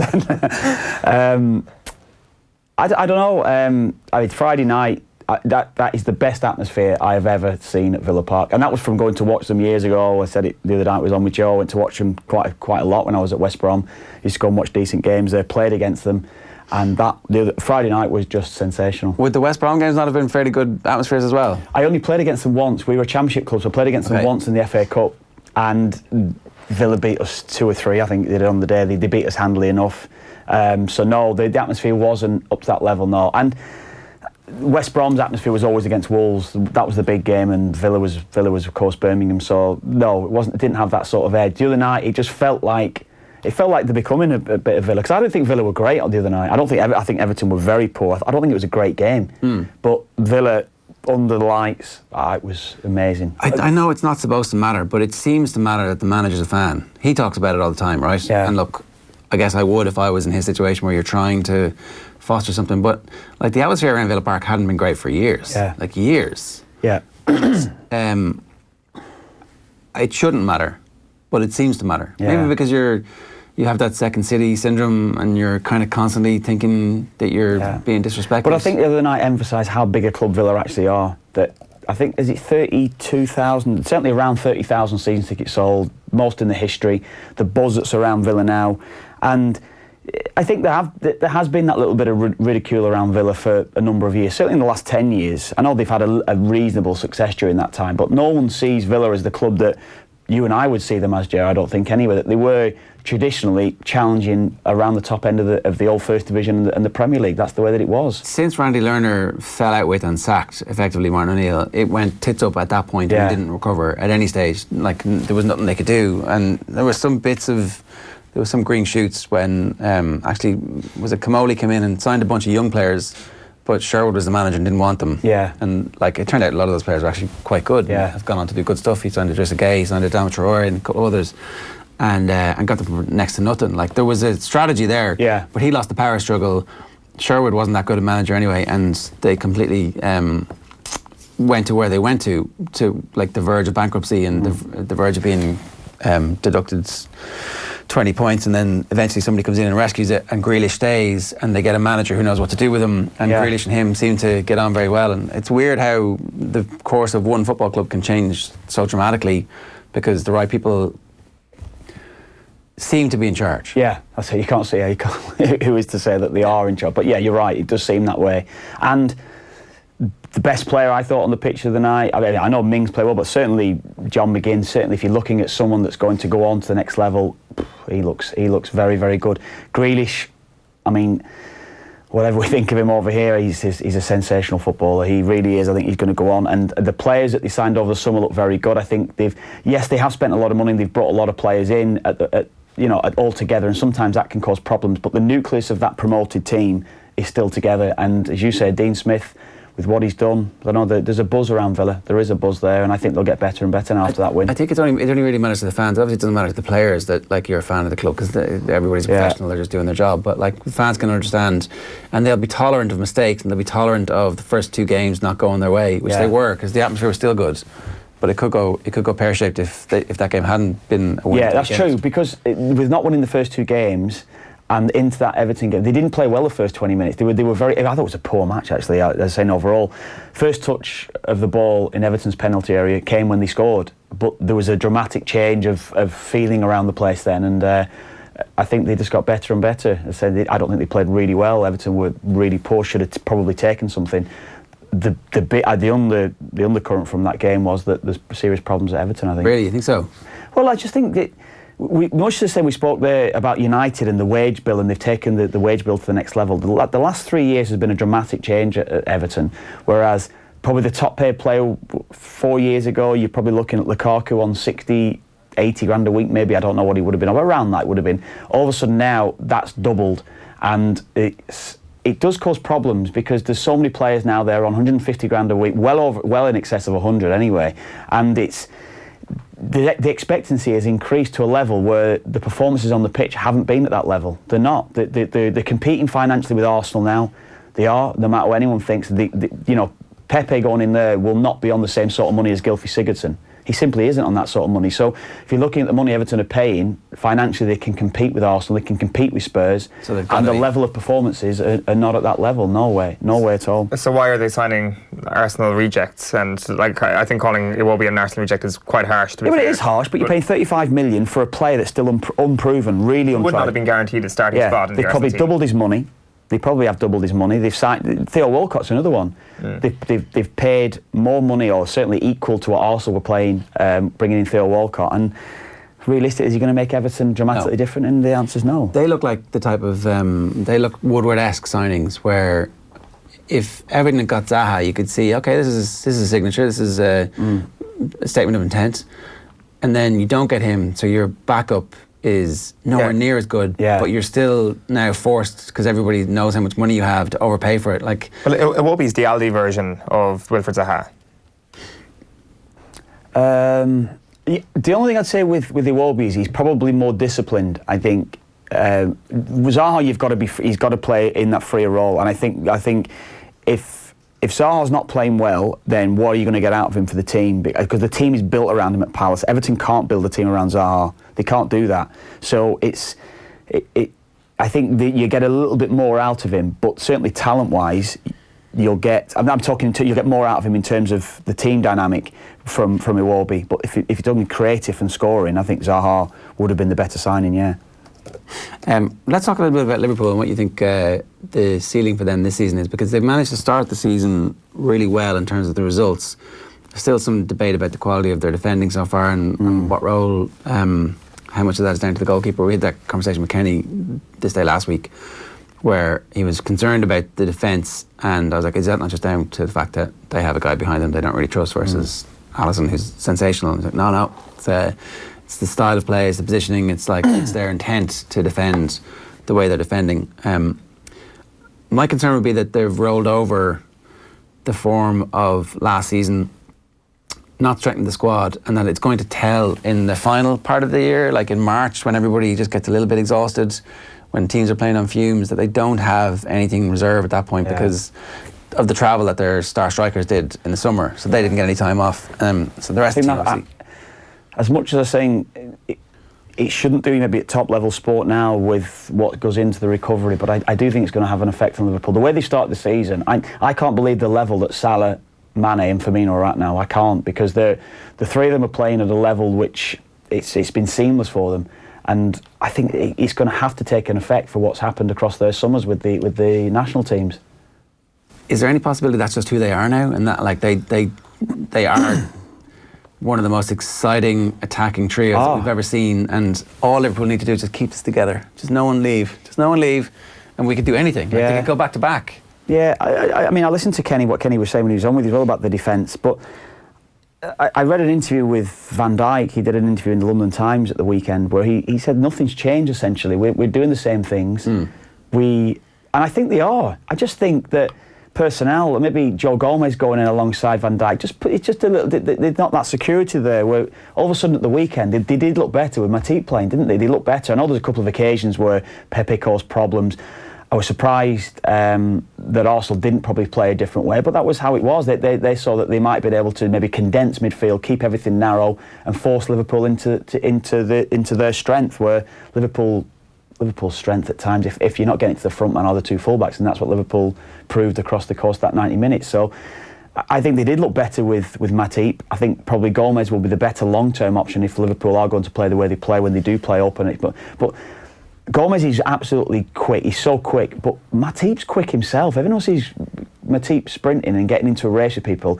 He rarely gets done. Yeah. So Liverpool have got so many options, I think, all over. Midfield is the area. Are they going to be able to control the game when they're under pressure and seriously keep a ball over say for 40 minutes, and I don't think that's the case. It has to be that high tempo football, so they have to get 2 goals up where it becomes a bit more comfortable for Liverpool. Or they need to be chasing the game 3 goals down. Well, yeah, that's maybe true. That's like, is that not just their identity now, where they've decided because they would have invested in one of those players or 2 of those players this summer, those midfielders who could keep the ball if that's what they wanted. Yeah. Unless they had no money, which doesn't make any sense either. If Klopp likes to play that way, then maybe you're right. Maybe that, and that wouldn't surprise me if that is the case. That they've got a type of midfield player that essentially the role is play high tempo, win the ball back quickly, and move the ball quickly, rather than try and you see at times you'll see a game when City slow it down, and De Bruyne and Silva seem to be just playing the wrong game for 10 minutes in a match. Whereas Liverpool can't do that, and they don't have any intention of doing that. So why change the winning formula that they've got? Yeah, and to evolve the team from what it is now, which is obviously incredibly successful, a record points tally and a Champions League victory, would require signing 2 brilliant players or 3 brilliant players who might not also then supply your front line with. Like, there's very few of those players around. Yeah. There's very few De Bruyne Silva partnerships that you can build. So what do you do? No, exactly, continue what it is. I think they might have brought someone else in up front that could have softened the blow if there's an injury. Someone like, I think I read an interview with Mane at the weekend as well. He was talking about the player that's gone into Watford, talking about him. He could have gone into Liverpool. He was trying to influence Klopp to sign him. Someone like Pepe, who Arsenal have signed, probably would fit into the Liverpool mould from the attacking players. But they're not going to pay 75 million for a player and have him as an understudy. Yeah. It's not going to be the case, is it? Unless you're doing it now because you know that one of those players is leaving. Going. Well, that's a different. But Liverpool seem to be on a different level where those 3 players don't look like they've got any intention of leaving. And that's the fear, right? That Real Madrid decide that they want to pay 200 million for Salah or whoever. Yeah. Can Liverpool survive that onslaught? If one of those clubs come in, traditionally, historically, they'll get him, won't they? But why hasn't it happened? Like, I know the Hazard thing was telegraphed from quite a while away. Neymar, the connections rolled on and on all summer. It seems if you're looking for a front 3 player, you could do a lot worse than looking at Liverpool and just doing exactly what they're doing. And they'd fit way easier into the pay structure of the club as well. I know that the initial fee would be astronomical to get them in there. But Liverpool, reading the interview that I read with Van Dijk said as soon as it was Liverpool, as soon as Klopp came in for him, which is something that I know privately, the suggestion was City were going to give him more money, Chelsea were giving Van Dijk more money, but as soon as Klopp came in, as soon as Klopp had spoken to him, he wasn't going anywhere else. He wanted to go to Liverpool, and there is that feeling around the club that Klopp had generated something. Players want to play for him, and why? Yeah, they might be able to get 30, 40 grand a week more, plus more, and I know it does take that has an impact later on in your career, but the age that they're at, I think they've got more chance of winning trophies at Liverpool than they have of going to PSG or going to maybe even Real Madrid at this stage. Liverpool are in a better place, I think. Yeah, I do think that. The comments then from Klopp during the week, where I was like, oh look, I get to 2022 and then I might take a year out. At that stage I was like, Liverpool need to time down forever, give him a contract. But like, there is the very few cases in world football history where a manager has reached the peaks that he's at the minute and then been able to reinvent themselves again. Maybe Guardiola's done it, but maybe Guardiola hasn't reinvented himself. He's just got more money and always had a scenario. Bayern, he wasn't really challenged. He won the league every year, but failed in the European Cup. At City, he's had more money than anybody else has had, and also inherited a great squad too. So I don't know. Maybe he has. Maybe I'm being unfair to him. Ferguson obviously managed to do it, but like what we're seeing with Liverpool fans should enjoy, because it's definitely not going to last forever. Klopp will. Yeah, people will work out his style, the next phase, whatever the next cycle in football is. That's true. And you say maybe enjoy the ride, because certainly if I was supporting a club, there's one manager I'd want, it would be Jurgen Klopp. It would be no matter who it would be. And it does pain you to say, I would genuinely want Everton to do well out of any side in the Premier League. I would, but if he was managing Everton, I think he'd bring Everton to the top 6. I do think he'd get you to top 6, pushing for top 4. I think he'd be top 4. Yeah, probably right. I think he'd take you to. He is that difference. I don't think he's full of shite. I don't think that. I think it's genuine with him. The people that you'd speak to around him as well say that with him. I think he's unbelievably driven. I think he's hard on his staff, from lads that I've spoke to as well, really hard on his staff, because he's driven to get the best out of everybody. But when it's time to actually chat and do the things that any man, woman want to do, he's there for that as well, and it's all genuine with him, and that's why he's so unique, I think, in modern sport, modern football. Yeah, no, totally. All right, 29 minutes past 8 this morning. The Drive for 5 special is taking over OTB Sports Radio all day from 7 a.m. to midnight with build-up to the All-Ireland Football Final. It's all with thanks to Tech 7. Simply tech it and leave it. Now, some comments about the chat we had earlier on about the residency rule for the Rugby World Cup. Music says, my question is, how far does it go? Because if it keeps going, we'll have a Barbarians team eventually, and Irish players leaving Ireland. Klein is not great. Much rather Ultan Delan. Sorry, Klein, nothing personal. Imagine if you're Delan, Irish and proud, and you're better than Klein. For me, I would be tearing up my Irish contract and head for greater shores. That's what will happen. A limit must be put in the amount of players in a national squad. Irish-born players come first. I'm sorry, but we have the talent. If they want to kill the aspirations and motivation of young Irish boys who want to play for the country they love, they have chosen the best way of going about it, says Batcat. And Robert Court says, even as an Englishman, I agree, more emphasis needs to be put on youth development rather than shipping players over to fill gaps. It's destroyed football and is slowly killing rugby. Not sure it's killed football. Football's better now than it ever has been. Yeah, it is. Premier League. I was talking to Lee Carls the other day. I was with Lee after the Villa game. I stayed over with him, and he was saying that within the English structure now, within the FA, I think it's definitely over 80. I think it's about 84% of English eligible players now are dual nationalities. So that's very new to England, that they're having to deal with a different problem themselves now as well. And I think there's a lot of the players that we've at what age group is that? That's underage football. That's across the board. Right. That's across the board. Yeah. Wow. I think it might be under 21 what it is, but I think definitely across definitely within the structure. I think it's 21. The next generation, there's over 80% are all dual nationality. Yeah. That's mad. Yeah. And not really reflected in the batshit politics of the day-to-day. Without a doubt, it's what the hell? I know. It's so weird. I know.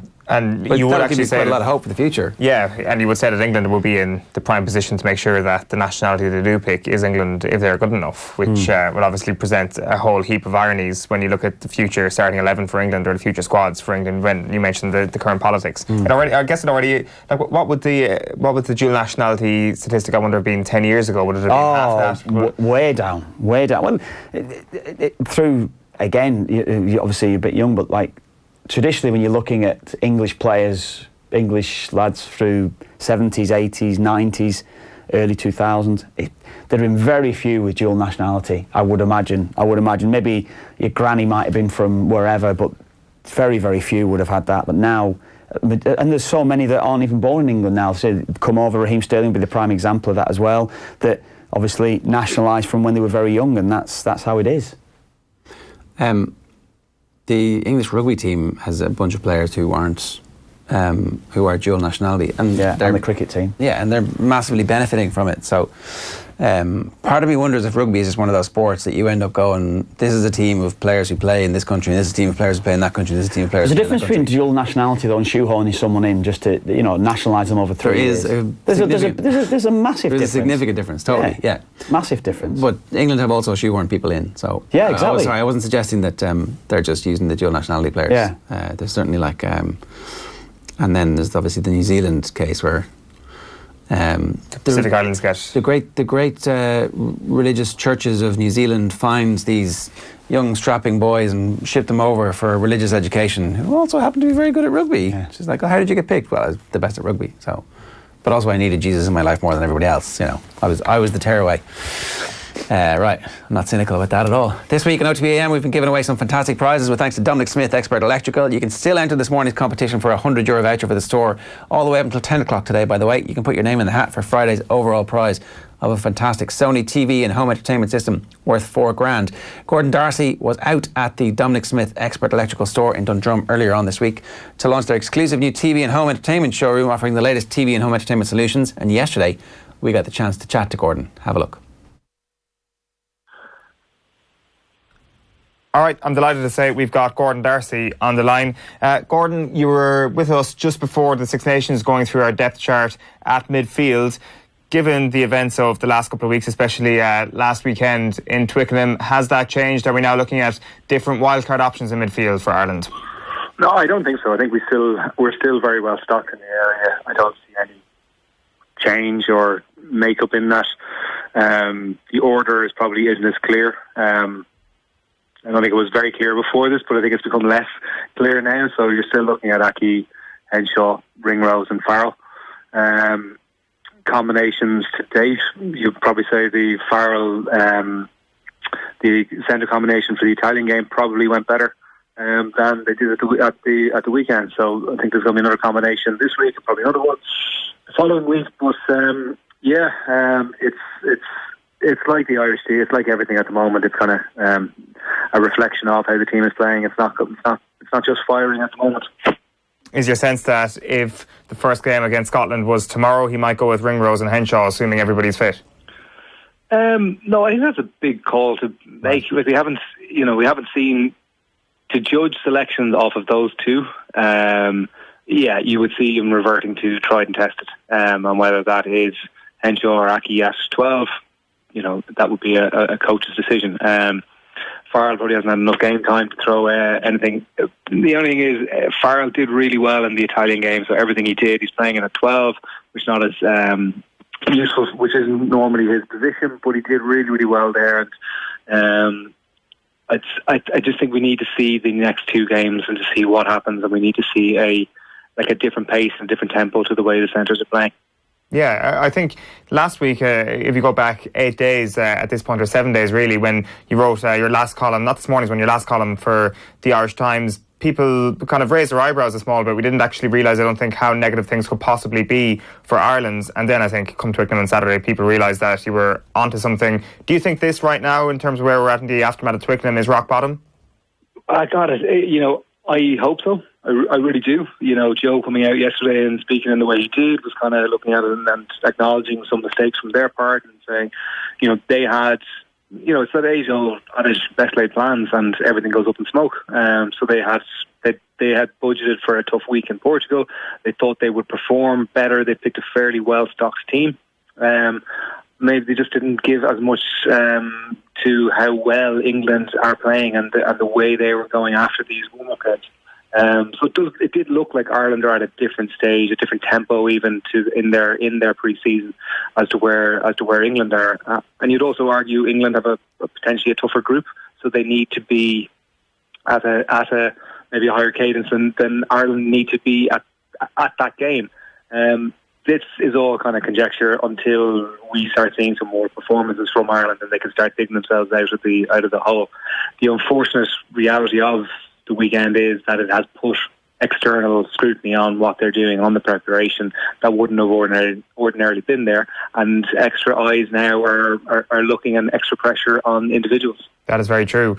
During your career, was there ever a moment where you realised that this is rock bottom? And another question on top of that is, how do you get out of that? Yeah, there's been plenty of them. I've been dropped plenty of times, and everybody wants a silver bullet or the panacea for it. They want an answer to say, this is it, do this and we will get out of it.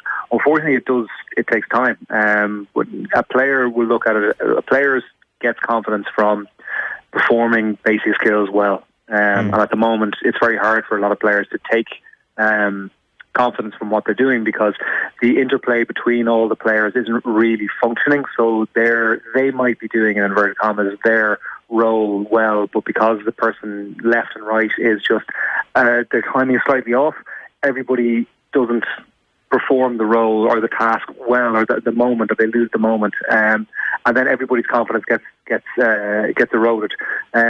So you literally kind of going back to basics, and I know it sounds quite simplistic, but a functioning line out, getting the ball off the top, right where the ball into the nine's hands at the moment, so he can pass the ball in a step and a half into the 10's hands, who isn't breaking stride, and whoever's carrying into midfield isn't breaking stride, and you get forward momentum, and then things start to go better from it. And then when you review it and you look back from that, you can go, okay, you can draw a breath, and at least then eyes are off you, and you can start building from there. But you need to find a foundation, and at the moment it's hard to see where that is. But therein there's an opportunity, and I know people can say, but that is sport, because sport can turn around in a week. Now, Ireland aren't going to become the team that we all hoped they would be in one game, but they can go a big chunk of the way in 80 minutes in Cardiff. That's true, and also the idea of exposure. You said in your column this morning that Jordan Larmour doesn't have enough exposure at this level to kind of perform as a starter week in, week out. But that exposure can be gained over these next couple of weeks, Gordon. Like before a World Cup. I disagree. You disagree, right? That in some cases I disagree. I think there are people who have exposure is one thing, experience is another. Okay. And I think there's certain players have more experience, they have more game time. Some of the decisions, some of the reads in defence were naive defences and decisions, and you can't be making these 3-4 games out, 2 games out, 3 games out from Rugby World Cup. So I think, just for me, I think there's certain players, I think their experience and they've performed needs to count for something. So you think, I hate to bring Larmour up again, but I think he's the perfect example, Gordon, because he is obviously unbelievably talented, but it's just the amount of test experience that he may be lacking in. You think that there would still be a very big question mark around him where he gets... I think he's a phenomenal 15, and every time he plays 15, he looks composed and he looks dangerous. When he plays in the wing, I don't think you could say you wouldn't use that same description about him. I think he looks a little bit lost on the wing and backs his pace, and that's not always a good. At lower levels, you can potentially get away with that, the defending style of things. But I do know the Irish team defend in a very, very specific way, and you need to be comfortable with it. And it doesn't look like he is, and then. If you're going to say he's going to be the utility spot, I think Andrew Conway is further along there and probably deserves a shot. Last question, Gordon. Jamie Heaslip raised the possibility yesterday that Joe Schmidt may have a different plan. It may not be wildly different to what we currently have, but he may have one, and that he's just simply not going to unleash it until things really matter in the World Cup. Do you subscribe to that whatsoever? I find it hard to do that, because if there is... power plays, or if there are things that we're saving for the World Cup, you need a confident group of players to be able to deliver that. And at the moment, we're fumbling with the basics. So to say you're going to suddenly switch a mindset and everything is going to happen, I can't see where that comes from. This is an issue this is a situation that I'm not sure they would have put a huge amount of thought process into, and now have to adjust all of their thinking. So if there is something that needed to be coming out, or a way of playing, or something like that, I think the decision to go, they need to tactically look at something this week that surprises the opposition defence, or at least has them thinking to take a little pressure off themselves. What would that thing be? Oh, listen, if I knew that, I would be a very, very well-established international coach. Listen, Gordon, thanks a million for your time. I appreciate it. No worries. Thanks a million, guys. Take care. Gordon Darcy there, speaking to me yesterday. We've got Phil Egan in studio. How are you, Phil? Very well, yeah. All good. Sorry, my mic was on mute there. Phil Egan, good morning to you. You were just speaking to yourself there for a moment. No worries. I mean, look, we have to silence the Kerry men in the lead up to the big game, You're part of the Dublin Hour, hosted by Stephen Doyle a little bit later on. Tell us what's in store. I know we're going to be talking to Paddy Cullen, John O'Leary, Clean O'Connor. We're really going with the Goalkeepers Union there, and Paul Beelan's going to be in as well. So just kind of talking about... There's not a few there, I think. Oh yeah, look at this. Huh? Have you any coddle for me? Joseph Conroy dropped these in. Look at this. Huh? So what jerseys have we got here then? What years are we talking? 2005, that one? Yeah, this looks like a 95 and 02 we have. This is that's 2002, sorry, and then that's so that's the 95 one there. That's the All-Ireland winner. Who suits you, Kev? The blue, does he? Yeah. Yeah, well, Dublin blue. Yeah, and then 2002. That's the year they got. Unfortunately, I didn't choose Dublin. That's the thing. I didn't choose them. They got to the semi-final that year. That unfortunately was the year that Ray Cosgrove missed the free into the hill. I was in the hill that day when he missed it, and I remember when it started. I was like, that doesn't look like it's coming back in. I hit the post in the end, but that was. You were at these games. Yeah, the 2 games, those shirts. Yeah. Well, they were sent in. I was never really one for jerseys. No. Well, show us the 95 one again, because it's actually pretty cool. The headband. I kind of get the headband, not around my head now, but just have maybe one on each wrist. Yeah. Well, it's not a headband then, is it? Well, it becomes a wristband.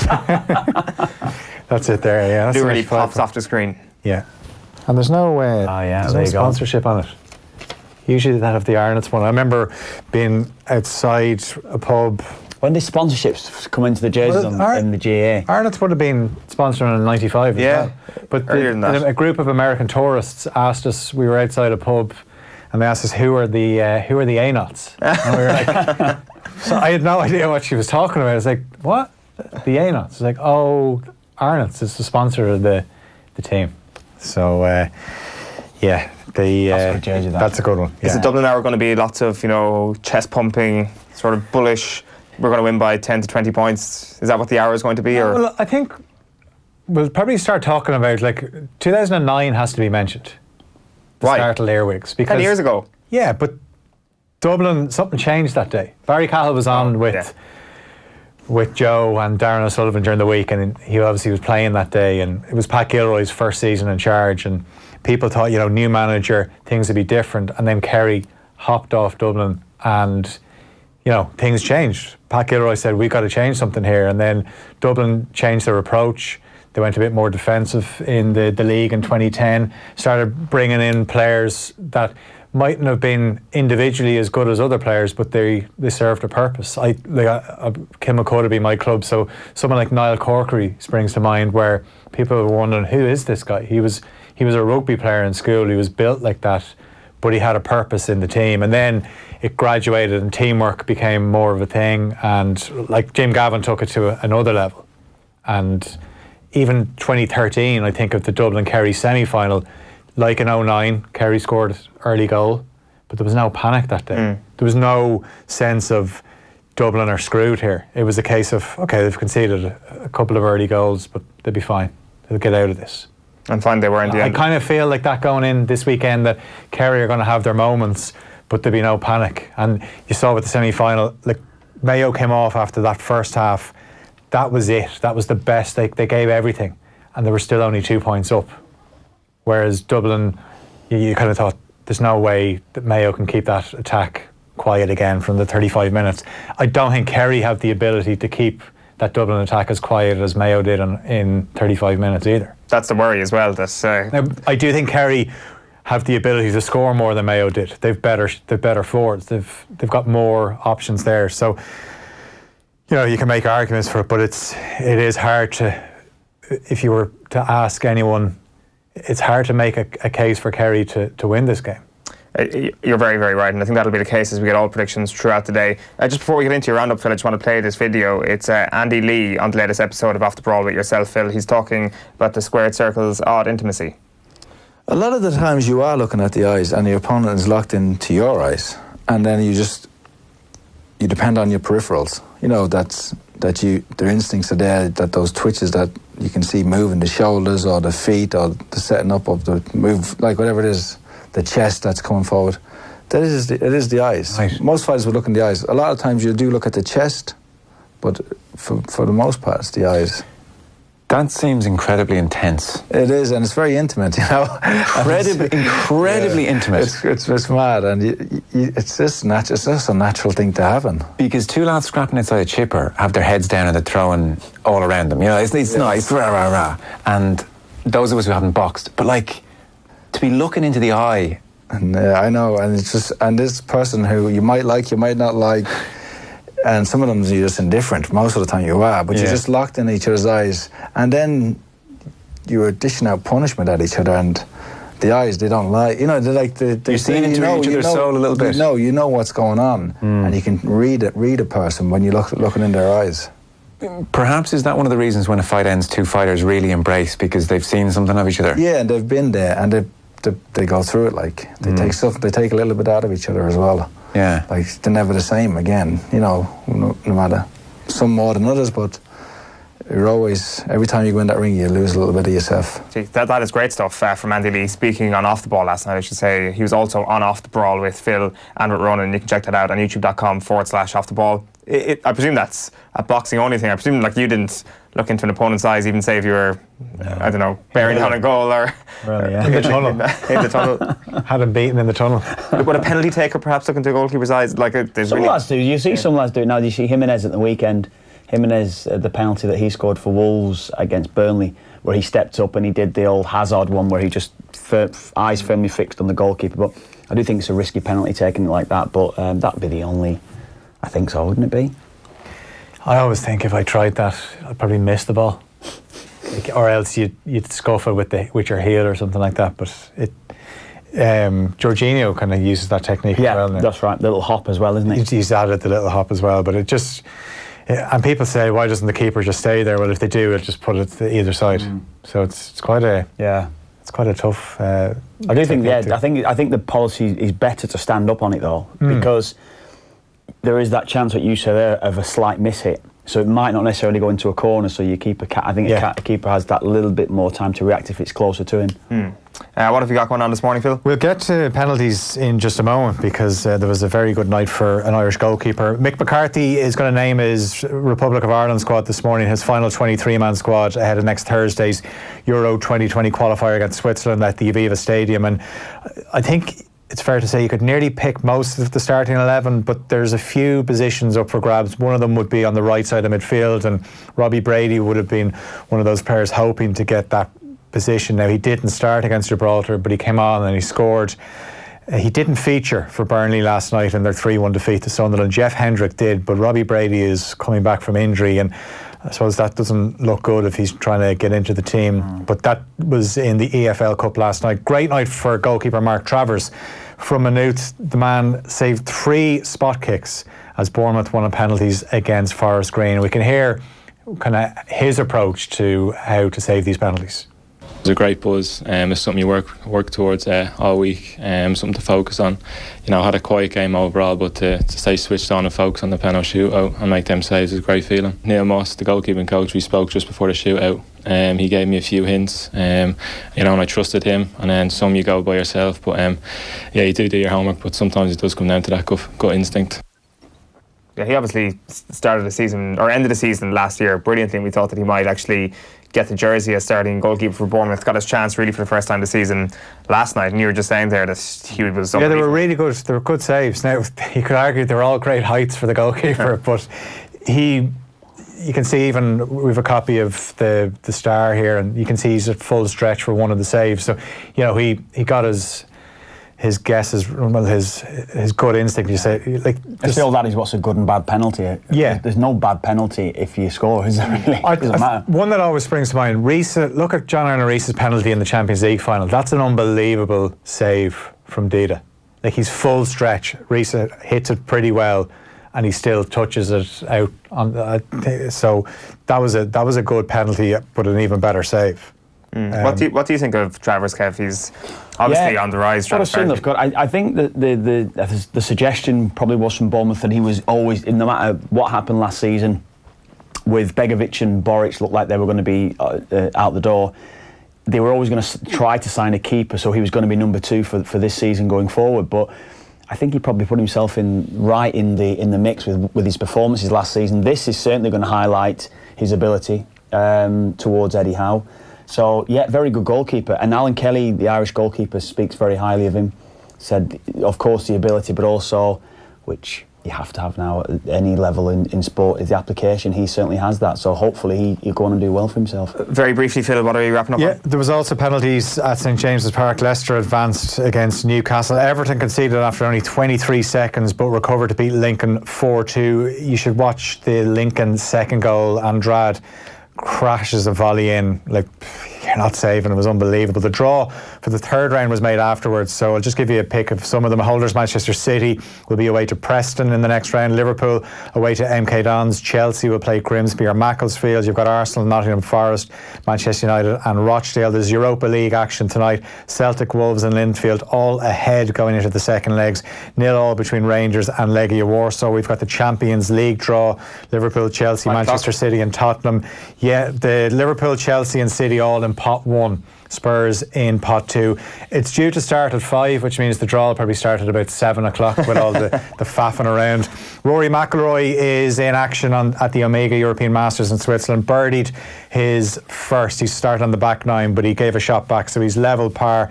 Porter Carrington will tee off at 20 past 12 Irish time. Paul Dunne is 3 over.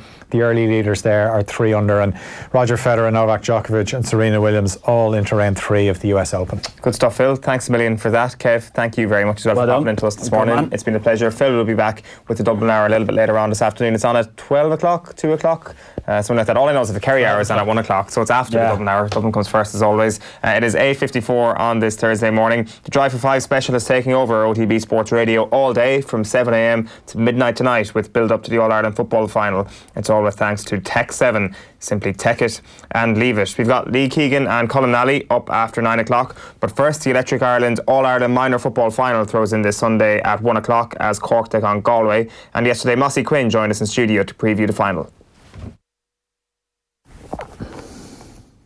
Alright, it is All-Ireland Football Final Day on Sunday, and in the Electric Ireland Minor Final we've got Cork against Galway. It is a 1 o'clock throw-in at Croke Park, and Mossy Quinn is with me in studio to help preview this game. How are you, Mossy? Good on, how are you? All good. It's kind of a weird one looking at this game because at the start of the season you had Mayo winning Connacht, beating Galway in the final. You had Kerry winning Munster, beating Cork in the final, and then lo and behold the two people who were beaten in those finals are in the All-Ireland final. Yeah, I suppose it's funny the way things have thrown things up, but we had 2 good semi-finals and I think everyone's looking forward to the game. I suppose, like with the senior game, everyone's talking about Dublin potentially going for 5 in a row, and obviously on the minor side, Kerry have been dominant the last number of years, so they were really the team to beat. And coming through Munster, I know Cork would probably have a feeling that they could argue they've probably been the second best team in the country for the last couple of years, and they get pipped in Munster every year and they have to play them, and Galway got over the line and got the job done, and that'll be a big confidence boost for them going into the weekend. Yeah, that's a really important theme I think around Cork over the last couple of years. This is not out of the blue because it's almost a mirror image of how the seniors went in the 2000s, where Cork, you could make an argument for all that time, were second best to Kerry, and it seems that was the case in minor over the last couple of years, that say the under-21 success and all that has actually come from a good bedrock of minor football over the last couple of years, and the same this year when they finally got to that level of getting to an All-Ireland final. Yeah, I think so, and there seems to be a lot of positivity around Cork football at the moment, and I think on the back of the 20s performance, the seniors had definitely a better year than what it possibly started out as, you know. So I think they're going in with a lot of confidence, and I'd say they're happy not to be playing Kerry again, in the sense that they obviously faced them in Munster, and you know, if they had to come up and play them in a final, they obviously would have done that. But I think the fresh challenge in Galway, and I think that's something that'll excite them, and I think they'll be looking forward to it. Yeah, I think the 2 performances against Kerry, they got hammered the first day, and then the second day they should have actually beaten them in Páirc Uí Chaoimh, and then I think the whole country was like, this is unbelievable, when they actually just brushed Mayo aside in the All-Ireland semi-final. Yeah, it was, and I think the style of football, I think one of the great things about watching the minor championship is it's usually very open, it's usually very kind of traditional football where it's kind of man on man, the balls move very quickly, some of the skills on show are as good as you'll see, and I think it's really exciting for fans to see, and I think you could see the way Cork attack the numbers and the pace they go at, and they try and move the ball quickly into their inside line. They have some very good forwards. They're a very big team for young lads, you know. You look at them, and that was the one thing that struck me, was the size of some of them. There's a number of them over 6 foot, and I think they're very good at winning primary possession, and they use it quite well, and I think that's a big challenge facing Galway at the weekend. Yeah, it's Conor Corbett, the inside forward, who scored 2-3 in that All-Ireland semi-final. Patrick Campbell, who is at centre forward, who scored 1-2, although the numbers are different on their back. I think Conor Corbett was actually wearing 11, even though he was, from what I could see, he was playing more alongside the full forward line. So it seems to be kind of a bit more of a fluid setup in this Cork forwards, something that is something that I don't think this Galway team will have seen too much this season, especially. I don't think so, and that's a challenge for defenders, you know, because ideally a defender likes to go out and be tasked with, you're marking the corner forward or you're marking the full forward, and I think traditionally they'd like that, whereas when there is that movement and the fact that the Cork forwards can interchange a little bit, they can come inside, they come outside, they ask different questions of the Galway backs, and I think that's a challenge for them. It's something they are going to have to prepare for. Kerry would have had that to a certain extent, in terms of Kerry would also have guys who are comfortable coming inside into the full forward line, and I think that defensively, I think that's a big challenge for Galway to try and make sure they get their matchups right and try and shut down the Cork Dangermen. Is there a possibility that Cork have been conceding a little bit too much this year? They seem to just be outscoring the opposition. Yeah, they seem, again, going back to the kind of the traditional style, they seem content to go into a game confident that they will outscore the opposition, so they're not really overly defensive. They don't seem to spend too much time in terms of getting bodies behind the ball or really setting out to nullify the opposition. There's a confidence in their defenders, I would say, first and foremost, to try and it's very, very hard, particularly in the likes of Croke Park, if it's man on man, there's 30 yards either side for any defender if there's good quality ball coming in. So I think that ideally they're trying to get more of a press on out the pitch to try and limit the good quality ball coming in, but they do back themselves to go and attack, to go and score, and again, the fact that they've so many good ball winners, it generally allows them to have more possession than opposition teams. That's what I've seen in the last couple of games. They generally tend to have more possession, and when they have that, it gives them the platform then to have more attacks, and obviously ultimately if it turns into a shootout, they're confident they'll win that. It seems that Galway's season so far has kind of been based more on the defensive side of things. I don't want to call them a defensive team, but it seems that, say, especially in the Kerry semi-final, while getting off the hook a couple of times, the main reason why they won that game was that they did manage to stop the Kerry forwards at certain points in the game.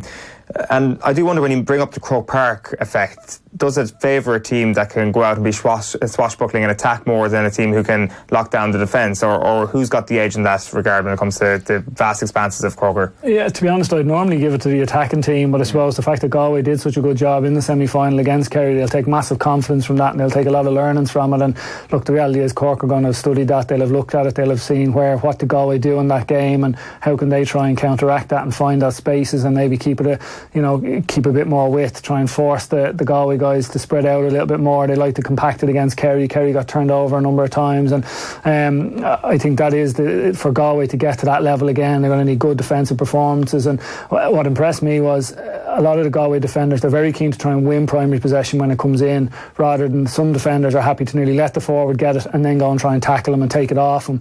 Like, what should be the hardest thing for the forward should be winning possession, and that's what I like about the Galway backs. They're really intent on trying to get out, get a hand in, and they made it very hard for Kerry forwards for it to stick at times, and I expect them to do similar. Do you expect them to win? I suppose the kind of the attacking nature in from my own personal favourings, I think if Cork get going early on and get scores on the board early, I think once Cork don't get frustrated, if Galway do come out and stifle them a little bit in the first 20 minutes, I think that's obviously what Galway will be looking to do, to try and keep it low scoring and try and then, if they hit them on the counter attack, or try and sucker Cork in a little bit. But I think if Cork get out and get the scoreboard ticking over a little bit, I think Galway might find it hard to stay pace with them. Well, it is the Electric Ireland Minor Football Final. It is Cork against Galway, and it throws in at 1 o'clock this Sunday. Thanks a million, Mossy. No problem. OTB AM on OTB Sports Radio, Ireland's first and only sports radio station. Join Bruce Betting now for a risk-free first bet up to €100. That's right. New Irish accounts can enjoy a risk-free first bet up to €100. So if your first bet loses, we'll refund your stake with a free bet. Now that's giving you more. Bruce Betting. In store, online, and now on your phone. T's and C's apply. Please gamble responsibly. See dunlewy.net. Thinking of a weekend getaway? Brace yourself for Belfast. Start your pulse racing with the rugged splendour of the Giant's Causeway. Relive truly epic battles on the official Game of Thrones tour. And then unwind at Clayton Hotel Belfast, with a health and fitness club, pool and luxurious rooms from £95 B&B. Book now at claytonhotelbelfast.com. Terms and conditions apply. And suddenly Dublin now lead by 5. This is OTB Sports Radio, GAA on Off the Ball. This Thursday, August the 29th, we're getting very excited. We're taking over the airwaves from 7 a.m. all the way until midnight. It's constant live programming. There must be something big on, Joe. It's the Dublin Drive for 5, Ger. And the 4 in a row has been achieved by Dublin. 6 All-Ireland titles in 8 years. It's an extravaganza. We are on air from 7 a.m. to midnight, like you say. We're going to have all the best voices in GAA, from Andy Moran to Paul Rouse. We're going to have Dublin legends, Kerry legends. This is a full-on celebration of the All-Ireland Final. We are taking over. There's a full Dublin hour and there's a full Kerry hour, and never the twain shall meet. Correct. A lot of yeras and a lot of, sure. the money doesn't really matter at all. Money can't make you kick the ball over the bar, Ger. Volunteers. It's the volunteers. It's an extravaganza. 7 a.m. to midnight. Listen in on OTB Sports Radio. You can get it on the GoLoud app, or we'll also be streaming all day live on youtube.com/offtheball, or the best place to get us is offtheball.com. Get tuned. Only on OTB Sports Radio. OTB AM. It is 3 minutes past 9 on this Thursday morning. You're watching OTB AM, and the Drive for 5 special is taking over OTB Sports Radio all day long from 7 a.m. to midnight with build-up to the All-Ireland Football Final. It's all with thanks to Tech 7. Simply tech it and leave it. We will have Lee Keegan joining us on the line very shortly, and of course Meath coach Colm Nally. We've got Meath man, Meath superstar Tommy Rooney. How are things? Hello, Owen. So we're going to go through this over the next hour. So we're going to do a deep dive into the tactics board. Colm Nally, of course, has got some great ideas in terms of how you might be able to challenge Dublin, how Kerry might be able to go about actually beating them. We will get into that very shortly, but we do have the bigger business of the World Cup of Kerry and Dublin players. Have you voted? Oh, I have voted. I have. What's your hunch? Who's going to win? Who's the best footballer of the last 25 years from both counties? I think naturally with things like this, it's going to be an absolute disaster. And there's going to be somebody who we did not expect to win who's going to win it. Like, it's just going to happen. I just think that. I like your positivity. I'm only joking. I think we're going to see Ger McConnelly in the semi-finals. I think Cluxton's going to get knocked out early. I have a feeling he's got a tough group in the quarter-final. And it's going to be interesting to see how it goes. Well, let's have a look and update it. The round of 32, the group stages are coming to a close in the next 40-50 minutes. Colm Cooper leading there, as you can see, in Group A. James McCarthy set to go through with him. In Group B, we've got Brian Fenton absolutely dominating there with 80% of the vote so far. Mike McCarthy and Old Tom O'Sullivan, as we'll have to keep calling him, battling it out for second place there. In the next group, poor Donncha Walsh is on 0%. Poor Alan Brogan. And poor Alan Brogan on 3%. Stephen Cluxton and Tomas O'Shea are going to walk away with progression from that group. In Group D, then, you got Darragh O'Shea with a massive vote here, but then it's tight between Kieran Kilkenny, David Clifford and Conor O'Callaghan. That's tight, isn't it? But it looks like Kilkenny is going to go through. And then in Group E, you've got Mark O'Shea and Bernard Brogan. Bernard Brogan with over half the vote there. It looks like it's curtains for Aidan O'Mahony and Cian O'Sullivan. Group F then, you've got Seamus Moynihan leading the vote ahead of Jack McCaffrey at the moment. Kieran Donaghy looks like it's got a bit too much work to do between now and 9:55 to get into the next round. Group G then, you've got Declan O'Sullivan and Diarmuid Connolly topping the polls so far, with Paul Galvin lagging behind. And then finally, you've got Maurice Fitzgerald on 71% in Group H, Paul Flynn in second place on 16%. Right, I'm delighted to say we've got Mayo footballer Lee Keegan with us on the line this morning. Good morning to you, Lee. How are things? Good, lads. How are you? How are things? All good, thanks. We must start with Andy Moore, and the first thing that strikes me is that he's a brave man to retire on All-Ireland Football Final week. Andy wants attention for himself. That's what he does. I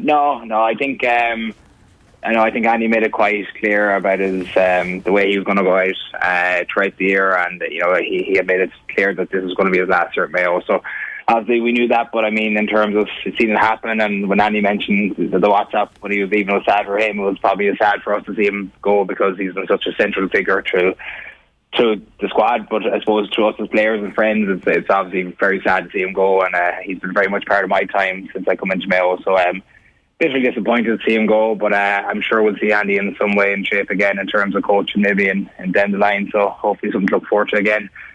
So this was something that he'd obviously told you all about before the season started, that this was one last crack at it. Yeah, I suppose Andy is very open in how he discusses his feelings and how he's going to try to stand for the year. And I suppose Andy's a very busy man with his company and his kids and his family outside of GAA as well. So he's a lot going on. So he made it well documented that this is potentially going to be his last year. And inevitably it was, and it was a shame that we couldn't, I suppose, bring him to the final this weekend. Andy is very aware that there's a lot of potential sharks to get through on the way in. We got caught out by one of the best a few weeks ago. So again, it's very sad. It's bitterly disappointing to hear such sad news like that. But he was such a stalwart and one of the greatest Mayo players that I got to play with and see in my time, and one that I get to look back and fond memories with and learn so much off him. And he was very welcoming to me as a young lad coming into the squad, and he just made every young guy feel very comfortable and brought them into an environment that guys can be competitive and put themselves forward for a starting berth. And Andy wasn't selfish like that. He was very much for the team instead of himself. So from that, it's going to be a big loss to our squad, but I wish him all the best in his next career path. Is there a sense now that there could be a couple of more retirements coming down the track? Have you met as a group since that Dublin game, like, to discuss those sort of things? No, we haven't. No, we just had a couple of days in the beer, to be honest, and there was no talk about retirement. It was just probably more reflecting on the year we had, and I suppose the disappointment of losing the semi. So no, there's been no talk about retirement. I suppose that was the first bit of big news we've got since the Dublin game. We've been very busy with clubs since, to be honest. We're back up running club championship and had a couple of league games. So there hasn't been really any time to, I suppose, reflect too much on the Dublin game, because sometimes it's very easy. You have to go back to your club where they're waiting for you as well as we progress through the year. So, I mean, there's been no talk within the Mayo camp or group yet. We've obviously met up for a few beers after the game, but bar that, it was just, I suppose, a disappointment and trying to, I suppose, fill the gaps where it went wrong and how we could have done better, I suppose. Morning, Lee. Tommy here. Just on Andy, obviously one of the things that we've talked about in the last 10 years, decade, talking about is how he's reinvented himself as a footballer. He, funny enough, was a wing back in his early days. I'm just wondering, like, one of the big things was as his movement inside, it would be kind of like a standard setter in terms of what people would talk about around the country. Mm-hmm. As a half back, when you have the ball and you're looking forward, what difference did Andy Moran make when he was inside the inside forward line? Well, I suppose for a huge part for us, I suppose, for the first couple of years, Mayo, particularly the half-back line, were known as a real running team. As Andy developed through them years as well, his game became more smarter and clever as a corner forward. So his 3 or 4 runs to get away from his man made us lift up our head a lot quicker. So that gives us a chance to kick the ball in instead of having to run head down, run the ball constantly and making us tired towards the end of the game. So Andy could give that more, he just gave more option and flexibility to what a half-back midfield could do. So if we got our head up, we knew Andy was going to be in 5, 6, 7 yards of space. And he did that for the last 3 or 4 years constantly. And again, he did in 17 where he got player of the year. He just terrorised cornerbacks and fullbacks. And he did it in training. And he still does in training. He still did in training this year where, I mean, you look at Andy, you think, this guy is 35 now and, I'm 25, 26, not me now personally. I'm saying guys go marking him and think this is going to be not a bad day for me. I might, get up the pace to run a few bits, but you're constantly on the move because you're trying to chase him. You can't get a hand on him because he just got away that 2 or 3 yards away from you. As that thing where it was crazy pace, it was smart movement, and he just gave such an outlet to the guys by us lifting our head. We could just look at Andy knowing that he's free and his man. So even if he didn't get the ball, he's creating space for someone else to run into. So in terms of a team player and his just total smartness of the game, he just totally transferred his game the last 4, 5, 6 years. And I mean, he brought such a different perspective for me as a half-back and the guys in midfield as well, and just gave us such a huge option, particularly in games in Croke Park where you have that bit more extra space with the width of the pitch as well. So. Yeah, I don't think anybody would be surprised to see him involved in a Mayo setup very shortly indeed. You mentioned the Dublin game there a moment ago, Lee. I'm sure it's still fairly sore at this moment. You've said to yourself that I'm sure the club commitments have been kind of a welcome distraction away from thinking about it too much. So we'll get into actually kind of what happened, the build up to that game, and it kind of feels a little bit similar to how we're talking about this week's All-Ireland Final in terms of who's going to mark who, because it seems like a nightmare assignment for pretty much all the Kerry defenders this weekend. In your case, at what point during the weekend to build up to the All-Ireland semi-final do you find out, or do you discuss the fact that you are going to be marking Conor O'Callaghan? We know pretty fast, I suppose. We had only a week turnaround for that game, so I mean, we kind of do analysis on the Monday as a Mayo collective group, and we obviously Chrissy discussed that we have a dial-in of Dublin players, and we're very conscious of the lads not travelling the week of the game, so we're pretty familiar with what our match is going to be from the Monday onwards, so it gives us time to do a bit of video prep analysis, get yourself right for that guy. So we had plenty of time in terms of who we're going to match up with. Obviously, I got Colm O'Callaghan, which is the first time for me. Obviously struggled, to be honest with you. Give me a hard time for particularly in the second half, and he came out on top in terms of he was probably one of the biggest differences in terms of getting the goals at crucial times and set Dublin up for not an easy win, but I suppose they won by 10 points then, so it probably looks like an easy win. But I mean, it was that 12-minute period where they just dominated it. I mean, if you think for Kerry this weekend, we're talking about trying to get every matchup right. It's going to be very difficult. I do think Kerry are going to pose a lot of questions at the other end, the Dublin defence, but I think Kerry have too many solutions to come up with in the time that Dublin have already answered every question that's been thrown at them. So I don't think Dublin are going to be as worried as what Kerry defence are going to be, because the likes of Klein, Paul Mannion, who is just having a sensational season, again, he's another fulcrum for them that you pin them for 70 plus minutes. We did it for 35, 36, 37 minutes, but inevitably they're going to hit a purple patch, and unfortunately we just couldn't handle that purple patch, and that was basically the game in a nutshell when we played them. And again, I suppose we braced ourselves for that patch, but I suppose we didn't foresee how damaging it was going to be at that time. So in terms of matchups, it's going to be key.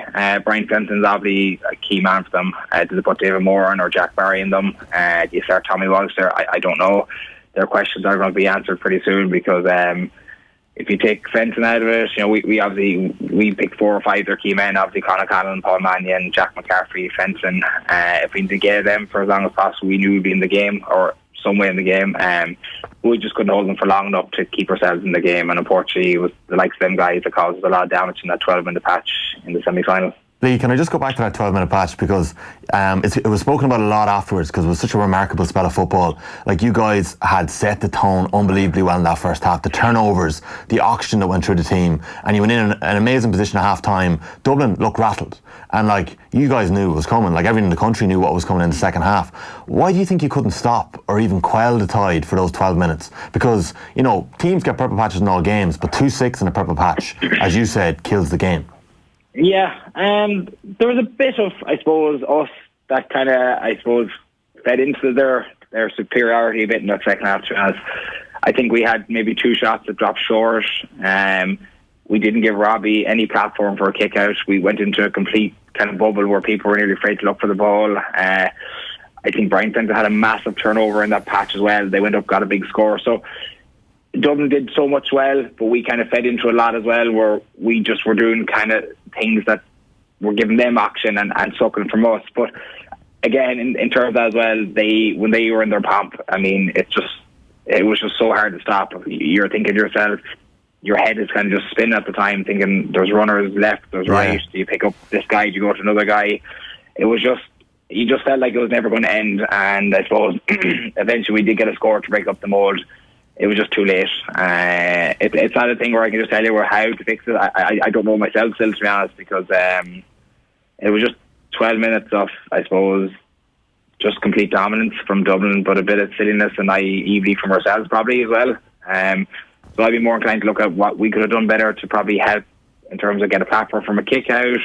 Could we do better on a shot selection, and then look at our maybe skate position as well. So little bits from ourselves that could have negated some of that madness in 12 minutes. But I suppose again, 20 years ago you could have started a row. Sorry? 20 years ago you could have started a row. Yeah, could have started a row, potentially. I don't know. I suppose in the time of the game, I suppose you're so conscious of your own man and trying to stop it. And for me, anyway, obviously I can't. So he got 2 goals in the 12 minutes. So my head was spinning quite a bit at the time as well. So yeah, I suppose we could have come up with probably differences. It's just, I suppose we weren't expecting that dominance of 12 minutes. I said we were all waiting for it. We just didn't expect it was going to be that critical. And obviously it's very disappointing because, as you said, we put ourselves in such a good position in the first half. We were setting the terms. We laid down, I suppose, the tackle count, the turnovers. We probably could have went in a bit more at half time, if I'm being honest.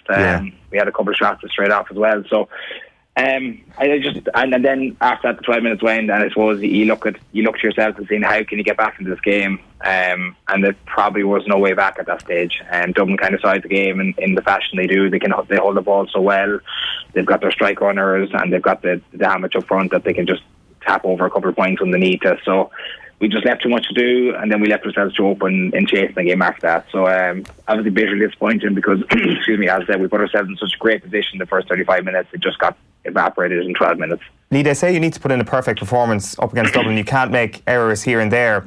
Like, I'm not sure, is it kind of something you've thought about too much now, but what's going through your mind when that slip happens for you? Because ultimately you can get all the tactics right and then something bizarre like that can happen in a game and everything kind of feels like it's falling to pieces, or what's going through your head at that point? All that went through my head is probably turn away to the crowd and not look and pray that it doesn't go in, because the wrong man for me got it in that position. I knew that come before he even got. I got too tight to him and he kind of just slipped me and I slipped. But listen, can take nothing away from the finish. Absolutely brilliant. All I was doing is just try and get the next ball. But I mean, at that time, actually, that was my first 2 championship goals conceded, which is unfortunate for myself as well. So they were the first goals you've conceded by a direct marker. Yes. Jeez, because unfortunately. There was a stat a couple of years ago that you had outscored your marker 5 points to 1 in the 2016 championship. You marked Shane Walsh, Michael Quinlivan, and then obviously you had the Connolly battles at that time as well. So like that was something different for you. Yeah, and he brought a different dynamic. I mean, I suppose Con is the type player, and Kerry are going to identify that when he gets the ball, it's literally he's going to take on one-on-one any opportunity. And I suppose he realised at the time he got the goal that the juggler there we got it, and I was on a yellow as well. So I mean, he did anything that any great forward is going to do. He's going to take me on the one-on-one position, and he did that, and everybody got the second goal then. So I mean, for me as a marker, literally disappointed. But at the end of the day, sometimes these are lessons that you have to learn, and you know, I got a tough lesson that day in the semi-final, and one that I'll go away with and work on. And you know, listen, I'll have no hand and put my hand up that, you know, I was just a bit off, and next time I will have to be in a better position, get my footwork better, get my defending better. But listen, the things like the slip, they happen. That's sport. That's the cruel thing about sport. You're going to have moments like that, and you just have to hope that you might get a bit of luck along the way. We didn't, unfortunately.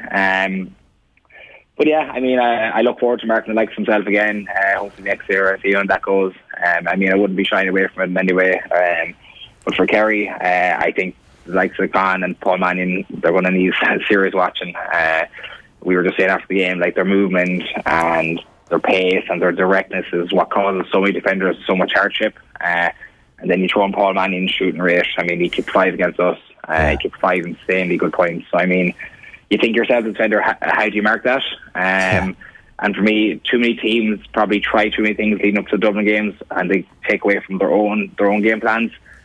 They're still just too good. The financiers in every sector, like you look at Paul Mannion from left to right, he can shoot from 30 yards from the Cusick side, and it still stays over the black spot. So you think to yourself, what game plan do you put in to negate that? So I mean, they just too many trumps and too many answers they come up with that I think Kerry might fall a little bit short there.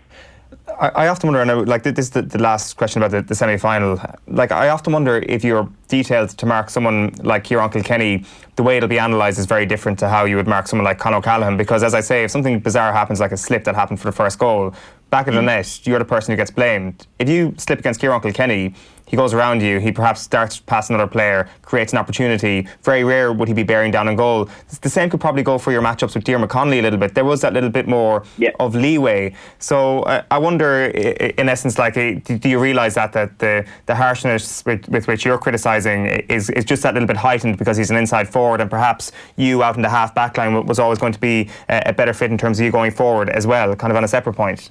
Yeah, I suppose in terms of half-back, you always get that bit more flexibility. So in terms of making a minor mistake, it doesn't lead to a major mistake. So as you said there, because I had a little slip in the full-back line, inevitably it's the last side of the fence. So any little costly mistake like that's going to lead to a goal chance or inevitably a goal. In my case, it was 2 of them. So the first one, sorry. So of course, the full-back line will always be the ones in the fire line in terms of getting that blame. But that comes to the territory. I mean, I don't hide away from it. I mean, I put my hands up. I got caught for 2 sucker punches, and I have no beef with that whatsoever. For myself, it's obviously very disappointing.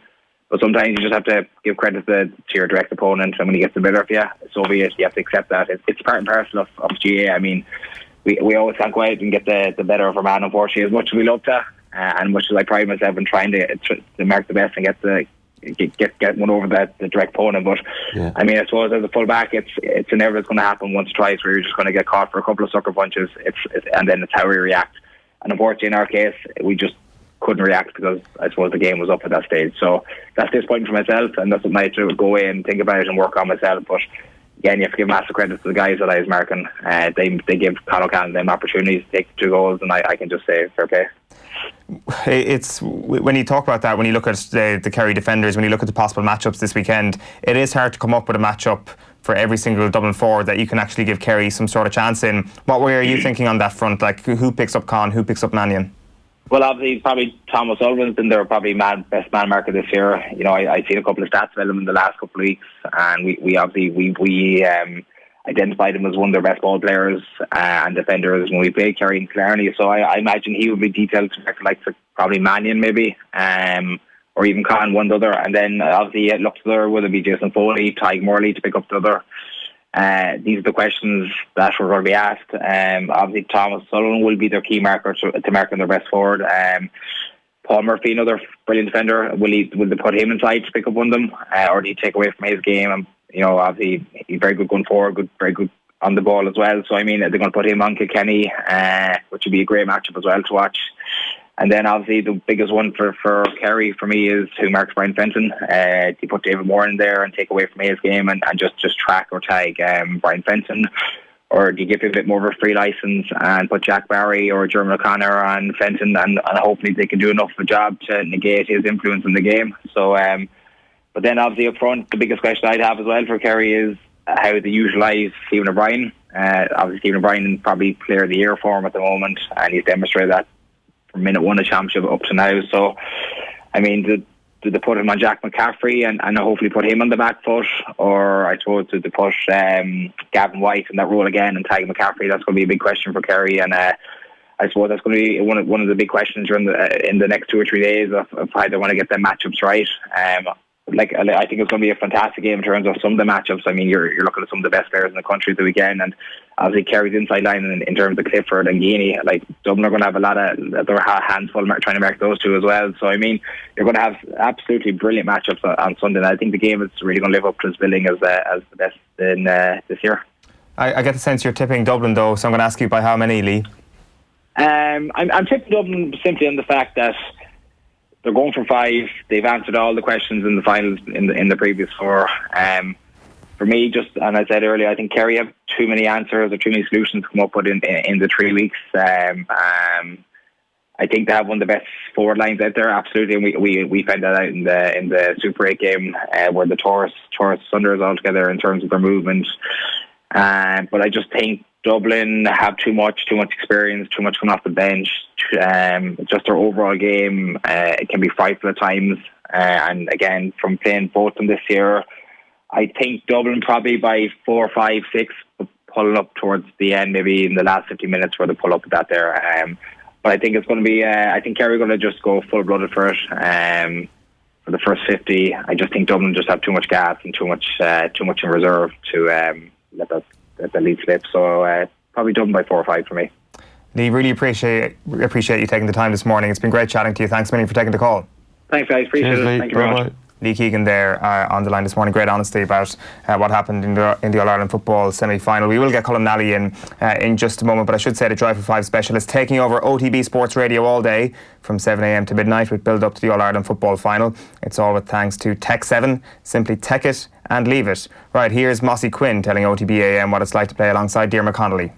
I think everyone's overthinking it a little bit, yeah. Sorry, I think Diarmuid first and foremost can help on the pitch, and I think he kind of proved that at the weekend. Obviously in a lower intensity game than what they're going into this weekend, but his skill set that he brings, and Anthony talked about the runs forwards, you can make any run.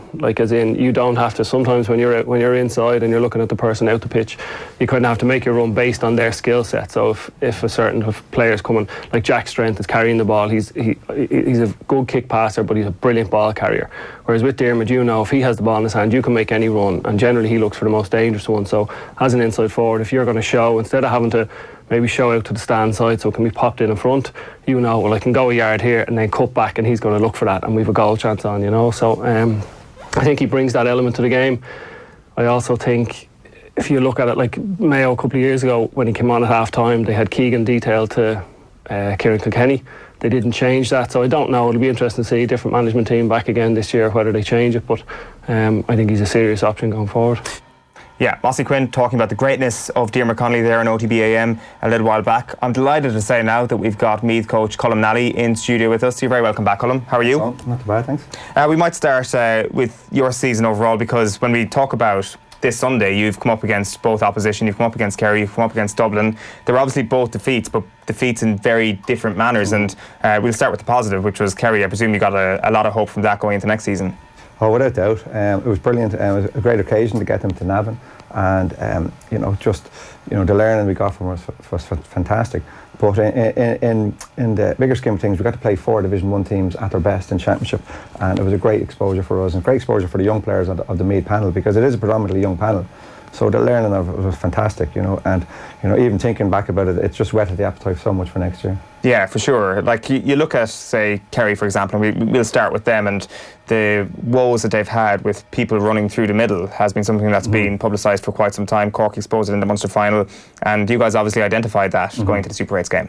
Yeah, and we got a bit of joy out of it too. Yeah. You know, we got a few goal chances, and you know, certainly some of the stuff we worked on worked in that match. But we found the trend there. We were competitive in all these teams for 62, 63 minutes, and the last 10 minutes of every game we found tough.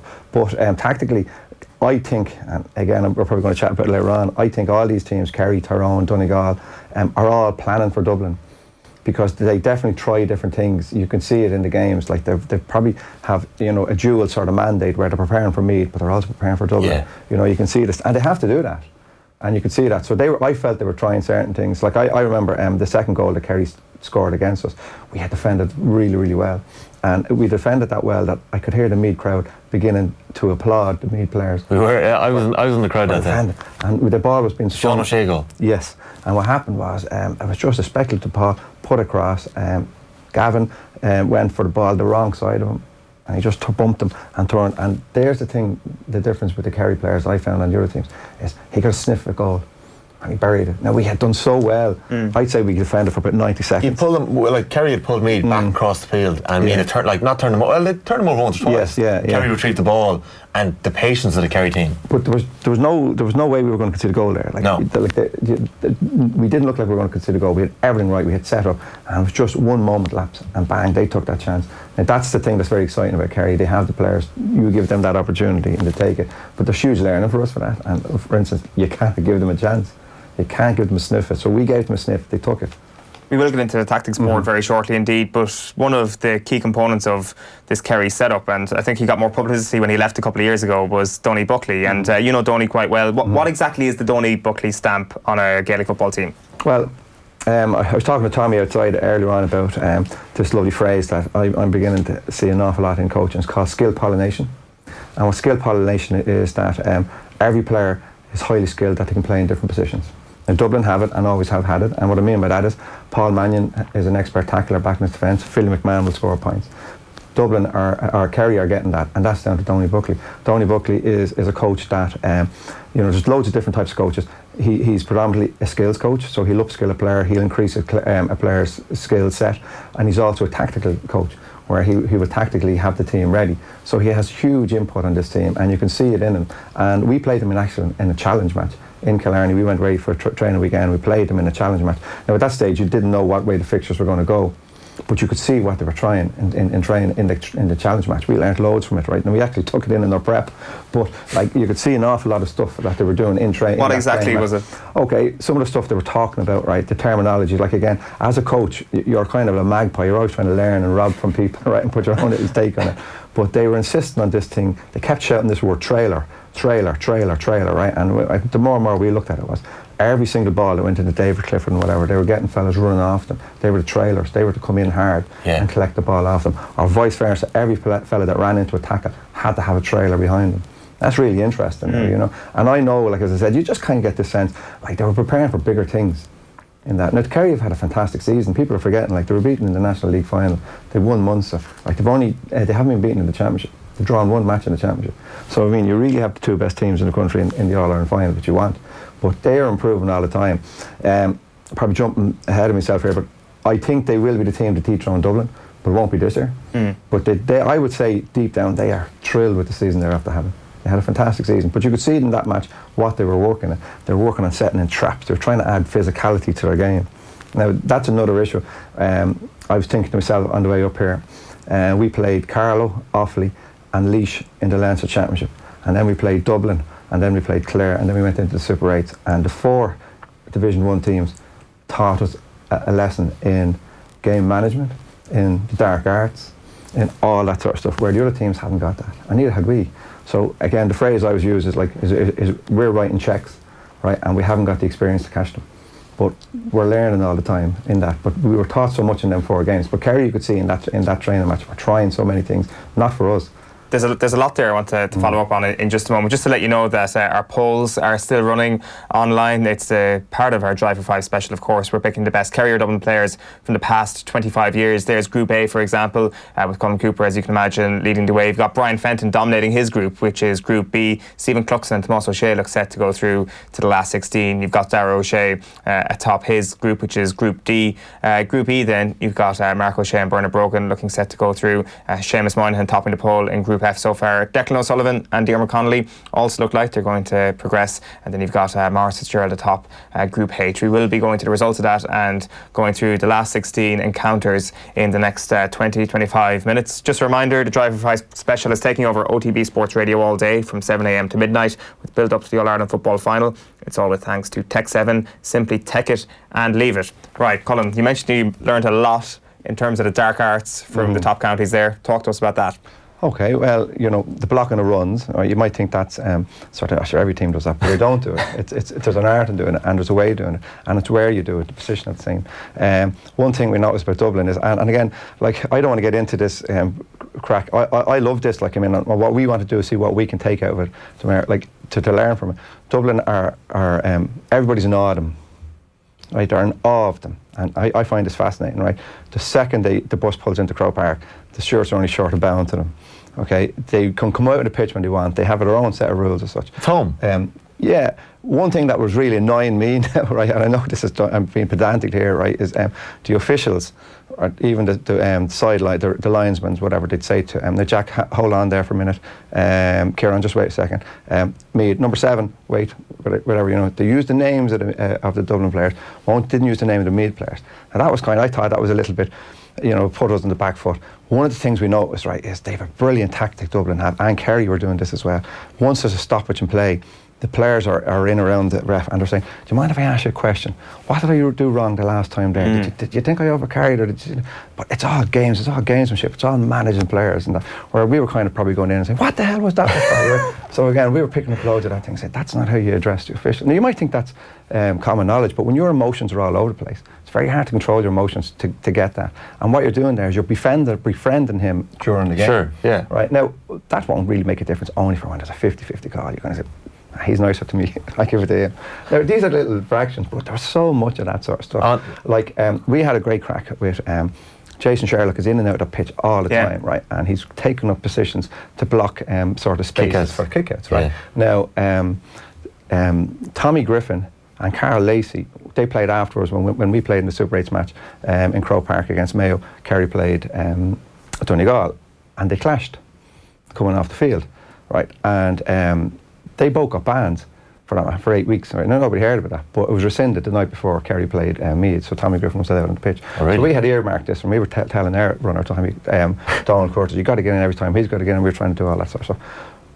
But Tommy Griffin's a nice man, right? And it's not natural to him trying to get in here and do this sort of stuff, right? Do you get me? So Kerry were trying to bring all this kind of cynical play and all this sort of stuff. Jason Sherlock's a nice man as well. Yeah, but the way he does it is differently, right? See, but I said Tommy and Carl clashed, right? And as a result of that, they both got banned. Well, I know Tommy did, and he got rescinded, okay, because he was allowed to do it. So Donald went on, and they kind of clashed. But afterwards, they shook hands, and they were saying, everybody's doing it, I have to do it. Donald's still playing senior football in Meath, or Kenny, isn't he? So Donald's well fit to mix it, But again, what you're doing is you're trying to make these fellas do things that they're not used to doing, right? And where Dublin have it all to a T, Kerry, the likes of Meath, that we're trying to introduce it, right? And it's not coming natural to you, so it's forced. And you see a lot of Kerry's play, right? They're trying to be cynical. Like Stephen O'Brien got that black card against Meath, right? And probably wasn't a black card. It wasn't a black card, but what he was trying to do was trying to be cynical. Of course. And it didn't come natural to him, and as a result, it looked awkward.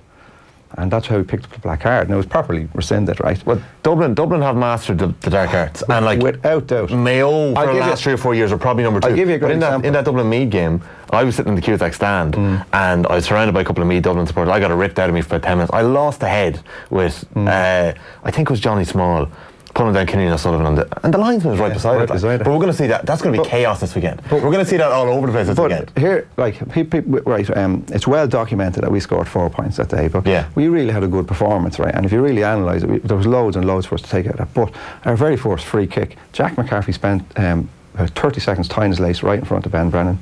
Now, I would have got in trouble if I was the runner, because I would have been on tackling that. The referee, number 1, should have moved him, and number 2, should have booked him. Brennan hit the post. Yeah. right? Now that was a tactic. That was so blatant. So Ben is standing there with his arms in his pocket, or his hips, waiting for him to get out of his way. Now the referee never dealt with that. So they're the little things that they're so far ahead of. Now, that's brilliant. I love that, and and fair play to them. What's your favourite one? What's your favourite dark art? Well, that one, like the likes of that. My favourite dark art is how they talk to the referee. Okay. I think it's fantastic. The way, do you mind if I ask you this? Blah, blah, blah. Like I've never. How can you control your emotions that you can say, do you mind if I ask you this? Did you think I overcarried that? Did you think I went in too hard? Why did you blow? I just want to know for learning.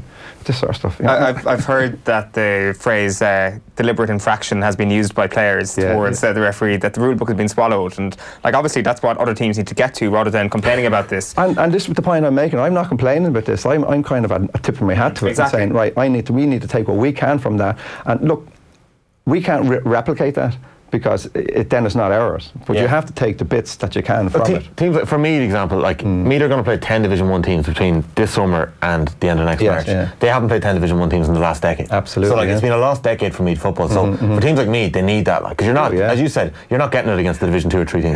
Yeah, and you learn so much. You know? Now we threw a few little dark arts in, and I don't really want to say it, but some of them worked. And when they work, you're kind of going in and say, lads, there you go, right? And and that's what it's about. Now look, years ago, like it was more, the dark arts were different. They were kind of taking the head off someone, right? So we're gone away from that now. But now the dark arts are kind of, how can you get an advantage, right, by kind of stepping over the mark without getting in trouble? Can I ask a quick one? I asked Lee Keegan earlier on. In Dublin's 2-6 that they scored in that 12-minute spell, Mayo couldn't quell that blue wave, say, that Dublin had brought in that second half. It was unbelievable, and we've spoken about it a lot. Is there anything you can do nowadays to, if someone like Dublin has a run on you like that and you have to stop it, you've got to stop momentum, what can you do? You can't start a route like 96. No, there's loads of different things. Well, the thing about that, what makes that very interesting, I think a lot of kind of analysis have missed this, right? Mayo lost a throw in the second half, and I can't remember the name of the centre-back, pulled. Colm Boyle. Yeah, he fouled, and there was a free award at the Dublin straight from the throw-in. And that put them in the back foot straight away. Now that was a cardinal error. That should not have happened, right? If they had got a score in the second half, they had to have worked for it. They handed them a score. So straight away, you gave them the momentum, right? Simple things like this. You have to have a strategy that when, whether it's a goal, whether it's a point, that the game is slowed down. The goalkeeper goes down, or somebody goes down, the medics come on, you take the sting out of the match. Now you could still concede the next score, but you have to take the sting out of the match. Now what happens is Mayo were brilliant that first half, and they went in at half time, and it's very hard for you to kind of keep calm in the dressing room and get your points across, which is the proper way, 3 or 4 key points, whatever. You probably had lots of fellas yapping and roaring and shouting and that, and they came out hopping like a jack in the box, where they should have come out composed. And that was the difference, right? Dublin are always composed. So you have to take this thing. Now you watch against last year against Tyrone, I think I mentioned the last time I was on, Tyrone scored 4 or 5 points in the trot, whatever, and then Dublin just killed the game, got everyone behind the ball. Okay, they kept the bout of activity as long as possible, and what I mean by that is Dublin are so conditioned. On average, if the bout of activity, that means the ball staying in play is longer than 90 seconds, most teams are going to tire, and when they tire and make mistakes, Dublin don't tire. So Dublin are quite happy to let you have the ball for 90 seconds to 2 minutes, because they know that you will make a mistake, and then they pounce on you. And there's a trigger, and they pounce on you. So that game intelligence. And that is fantastic. And that is down to coaching. And you can't get away from this. That is fantastically coached. Now, they have players there with growth mindsets. They have management with growth mindsets. And I know, for instance, you watch what Dublin do this year. You're watching the 3 trenches, the way they push up in the kickouts. That came from St. Vincent's. And I've seen kickouts that Dublin have done that other, like St. Jude's and Castleknock have used. And it's brilliant that he allows them players to have that influence in the team to make these suggestions, and they take them on board. Like, it's just a wonderful setup that they have, where everybody has a say in it. And you can see, like, that press that they're doing is everyone knows that's St. Vincent's press. Vincent's been doing that for years, So it's fantastic that they allow the players have the say and they practice that. Well, let's have a look at how exactly Kerry can go about doing this, or how, as well, I'm interested in how Meath went about both approaches as well on our tactics board in just a moment. But first of all, let's have a look at this. How devastating is Con O'Callaghan? Here's Anthony Moyles on the Cooler Man. Let's talk about Con O'Callaghan. Yeah. Well, I think what they're doing is, and it's very, very evident over the last number of weeks and months, Dublin are playing a long ball now. Yeah. That is in the armoury. So they have decided, okay, and it's actually very obvious. Sometimes Scully did it, if you remember, McCaffrey did it the last day, where he's actually putting the ball up, and he's saying, listen, I'm kicking this in. And Scully did it yesterday. He bounced twice, he had a free, and he bounced it twice So it wasn't as obvious as that, but he was basically saying, this is coming in on top of you. You better win this. So Kilkenny and himself, if you remember, Kilkenny played a lot of the league, I think, last year in at full forward. Yeah. So he has that ability now to hold off. And in the modern game, like, back when I was playing and I ended up getting shifted into full back, there was a lot of high balls coming in, so you had to deal with that. In the modern game, you don't get that. You didn't get it much in the last couple of years. Everything was kind of out in front of you. You know, and when you're in a packed defence, it's all about tracking runners and keeping into your zones. There's very little actually high balls just put in, and you have to go win your own ball. But Dublin have been obviously focusing on that. And with him, with O'Callaghan and Kilkenny, they have two massively strong individuals who have a leap on them. Their conditioning, their athleticism is fantastic, and when they come down, their eyes are open, they're ready to flick passes or just turn you. Like O'Callaghan's turn yesterday, like he was down on the ground and he was around the defender as quick as a lightning and banged over the bar. Should have been a goal really a couple of times. But they've added that to their game, and it's a massive threat. Yeah, Anthony Moyles talking about Conor O'Callaghan there. You can get all our GAA content back on youtube.com/offtheball. Colm Nally is still with us in studio, and as you can see, we've moved over to our tactics board. Colm, there's tons of things we can talk about here. We're going to start with the Dublin forwards. Okay, yeah. Again, as I was explaining, right, mostly the Dublin forwards, right? The Dublin forwards can play in any sort of formation. They'll drop behind, they'll play two up front, they line up in lines, they line up in squares. But one of the key things that Dublin look for is hitting their inside forward line as early and as quickly and as often as possible. Now, they get 76% of their scores from ball directly into them. So it's crucial for Kerry, and it's a tactic that a lot of teams don't really adapt, is that the ball does not stick to these guys. And what I mean by sticking there is, it doesn't matter if you get your toe in, your fist in, your head in, the ball must break. And the reason being this is because the minute that ball hits in there, they've got fellas looping around, they've got fellas coming in to take the ball off them. Or indeed, this guy has the skill set to turn and shoot. Now, if you break the ball, it becomes a race to collect the breaking ball. If he wins it, he's in control, and this man is marking him, he glances at him, he loses him. You cannot glance, you cannot turn. But if he has the ball in possession, the whole momentum is with him. But if it breaks, it's a race between them two to win it. So you have a better chance of stopping that. Now, we got some joy out of that, and we worked heavily on that. Now, this is the thing about playing Dublin, is when Dublin identify that you're breaking that ball, they'll change tack midstream. They're so well in depth, they'll spot that and they'll run the ball. So again, whatever you practice in training, you got to practice the response that Dublin's going to bring. Do you get me? Mm-hmm. Because they're going to be expecting you to have an answer, but they have another question. So the other thing that you'll find, particularly with Dublin forwards, is that they can retreat all behind the ball. Now, lots of people speak about this, and they call it Dublin the most defensive team in the country. That's not a defensive tactic, even though people think it's a defensive tactic. What it is an offensive tactic. And what they're doing is they're getting men behind the ball so that they can win it and break. Now, you watch these fellas, this could be Dean Rock or Conor O'Callaghan. They work so hard chasing everybody. And when they eventually turn the ball around, whether it be here or whatever, they now become what's called walls. They are not expected to get back up here, but they are expected to turn and be the outlet for the ball to give to the runner. And they do that all the time. It's like a call or a trigger they have. But people comment and say, no, they're so defensive, they're just defensive. It's not a defensive tactic, it's an offensive tactic. So they break hard. But it's very important that these guys here, as I said, they're walls, they're outlets for wall passes. So if he gives it to him, he can give it to the runner going. They very seldom turn and back that up because they're after doing so much work. Right? So they're very, very inept. They line up in single files. They can line up in boxes. Okay, and all this is based on creating space for the kickouts, believe it or not. So what happens is Stephen Cluxton has the ball to kick the ball out. Okay, these are already moving. Now, that's incredible. If you really watch closely, these are already moving. And what they're doing is, straight away, is they're pulling these fellas out, and what they're doing is opening what's called passing channels. Do they know where Cluxton is going with the ball? No, they don't, right? And, Jason Sherlock would be running on, and fellas will be coming on giving them instructions, and they'll be calling numbers and all that. But they're kind of false calls. So it's all based on movement. So what we need to do, what Kerry need to do, I feel, right, and again, most teams try, is you need to give up a pocket. So let's say you give up pocket 4, right? And what I mean by that is you're kind of trying to tempt him to go here with a kick out. Now, he's not leaving him, but he's staying in an area. So the blue marker is Kerry here. Yeah, sorry. So the blue marker is Kerry. So they're kind of standing off and they're offering him here. So if he takes that ball, what you have here is you have an option to get back your players set up as quick as possible. Now, this is a golden rule for Kerry, right, for the weekend. They need to have always a +1 in their defence. Now, the thing about the +1 is it cannot come from the defenders. So what I mean by this, if the Dublin players empty out, the Kerry players should not follow them. They have to leave their 6 defenders, and they have to have an extra one coming either from the midfielders or for forwards, only when they lose the ball. So what I'm saying is, if they lose the ball here, they have a better chance of getting that +1 there. If they lose the ball out around the middle, it's difficult to get that. So they will always have to have that, because these Dublin players are going to be moving, right, and you're looking for these players to follow with them. But if they follow them out of the defence, you're leaving huge gaps, and their transition is that quick.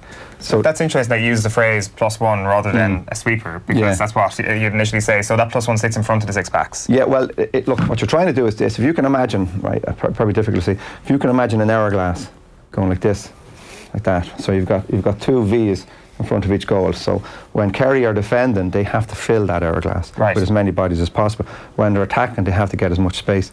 Now that's what Dublin do. Dublin will fill box 3 and 6 all the time. Okay.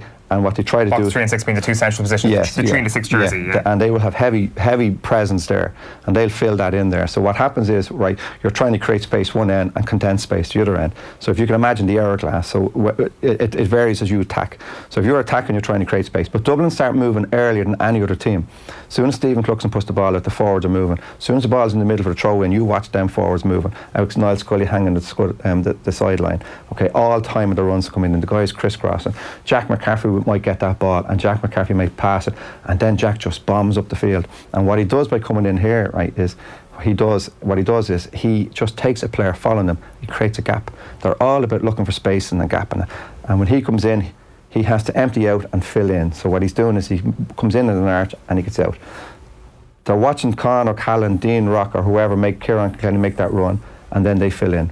So they empty out and fill in. So there is huge predetermined movements that they have practiced. And what happens is most teams follows them, because people say go man for man, but what they're really doing is they're making unselfish runs to get you out of space, to create space for others, if you understand that. So that's why Kerry needs that +1 there all the time. Who is that +1? It'll vary. It'll come from the midfielders, it'll be Stephen O'Brien, it'll be David Moran, it'll be Spillane, it'll be O'Connor, it'll be any of them players. It depends where the ball is.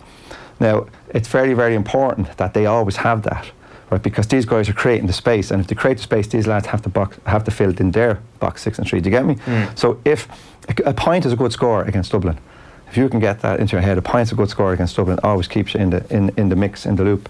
But it's fascinating, like between matchups and between tactics and between movement. Now, when Kerry, this is probably interesting. When Kerry are attacking, okay, so we say the Kerry are the Reds here, and Dublin drop their bodies, right? You're going to see a situation where Kerry have to have what's called a conductor. So they might have one conductor, or they might have 2 conductors. And what a conductor does is he must always be behind the ball, 10 metres behind the ball, to be an option for the ball to be outlet. And 2 conductors. Now, we worked shocking hard on this, and we thought we were really ahead of the game. And so basically what you're doing is trying to get the ball from that side to that side, maybe back that side, and the ball keeps going back and forward, you're swinging it. It's Kieran Kilkenny's role. Yes, yeah. Now he's the conductor for them, and you could have 2 conductors. Now the conductor moves it, but what you're really looking for is getting the ball from here to here. Now at one stage we were playing in the Leinster final, and we got the ball here and perfectly moving it, but when we went to get it to this side, these boys had filled in here and filled in our swing space. And we were just kind of amazed like how much ahead of the curve they are in thinking. So when we tried to move the ball here, they had filled that space. We had to go back here, and then they had us trapped. Now, that's a predetermined tactic. They are a step ahead of you. The thing is, though, when you fill that trap and when you counteract that trap, you are overcommitting bodies to certain areas of the pitch, right? So how do you get past that? Like, how do you make these 2 men here quite effective? Because they're the men whose markers have gone to essentially strangle you on the sideline. So that's it. When Dublin cut off our swing space, they had everyone behind the ball. So they allow you to come up one wing, okay, and they're making sure that they're touch tight inside, that you've no option inside, and they know you're going to swing the ball. So they're letting you have the ball in certain areas.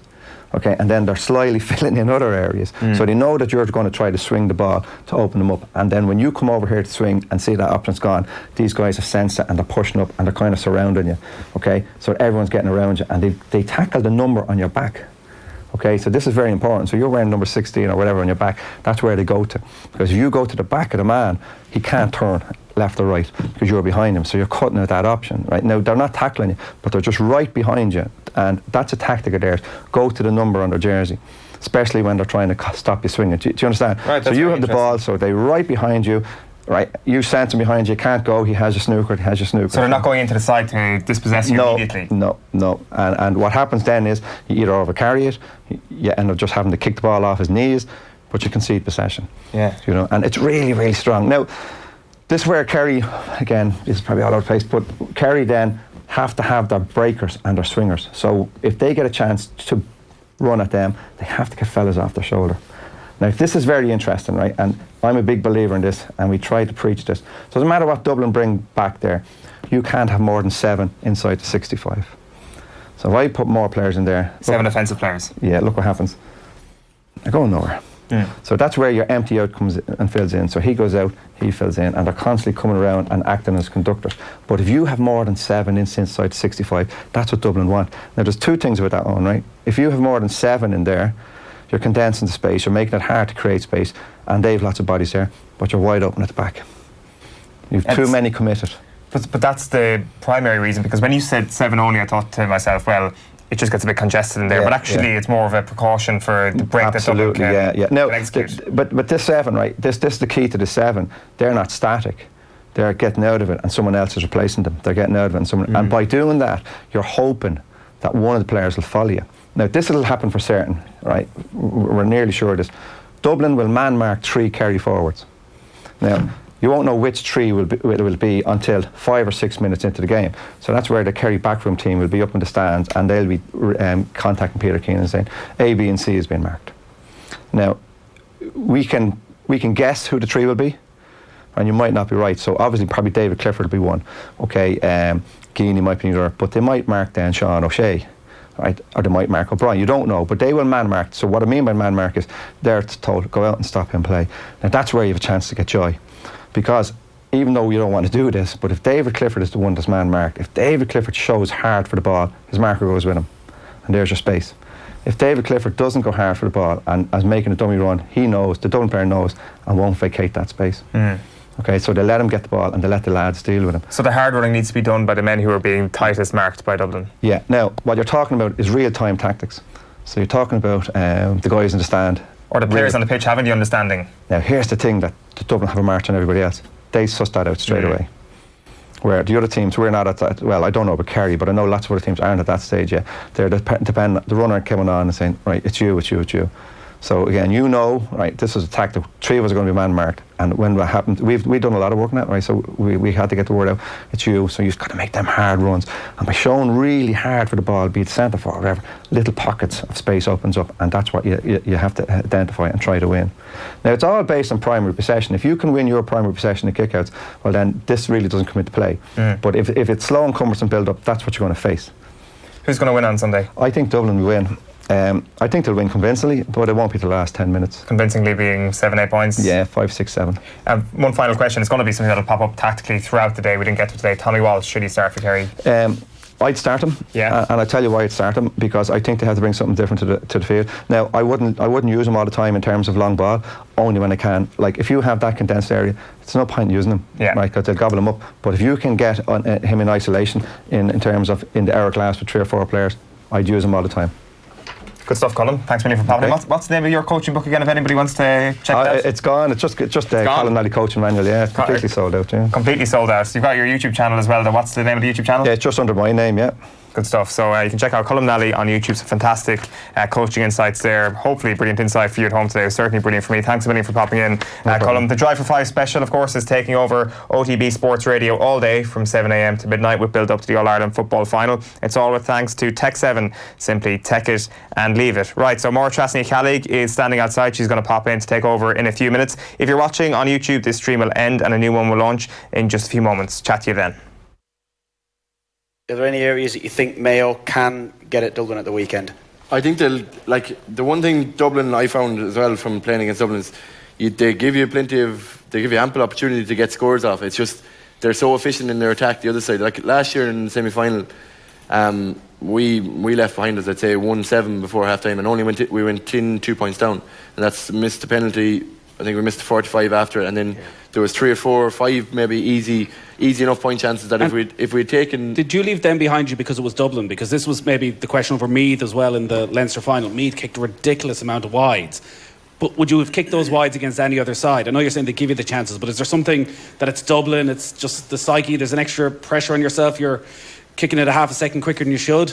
Possibly, I maybe, but I genuinely think in Croke Park is playing in Croke Park is completely different to playing in any other pitch in the country, because you've got the stands surrounding, and sometimes like when you're in a normal GAA pitch like out here, you can see the goal posts without even looking at them. But when you have fans behind it in the stand behind it, sometimes it can be hard enough to even see where the goal post is.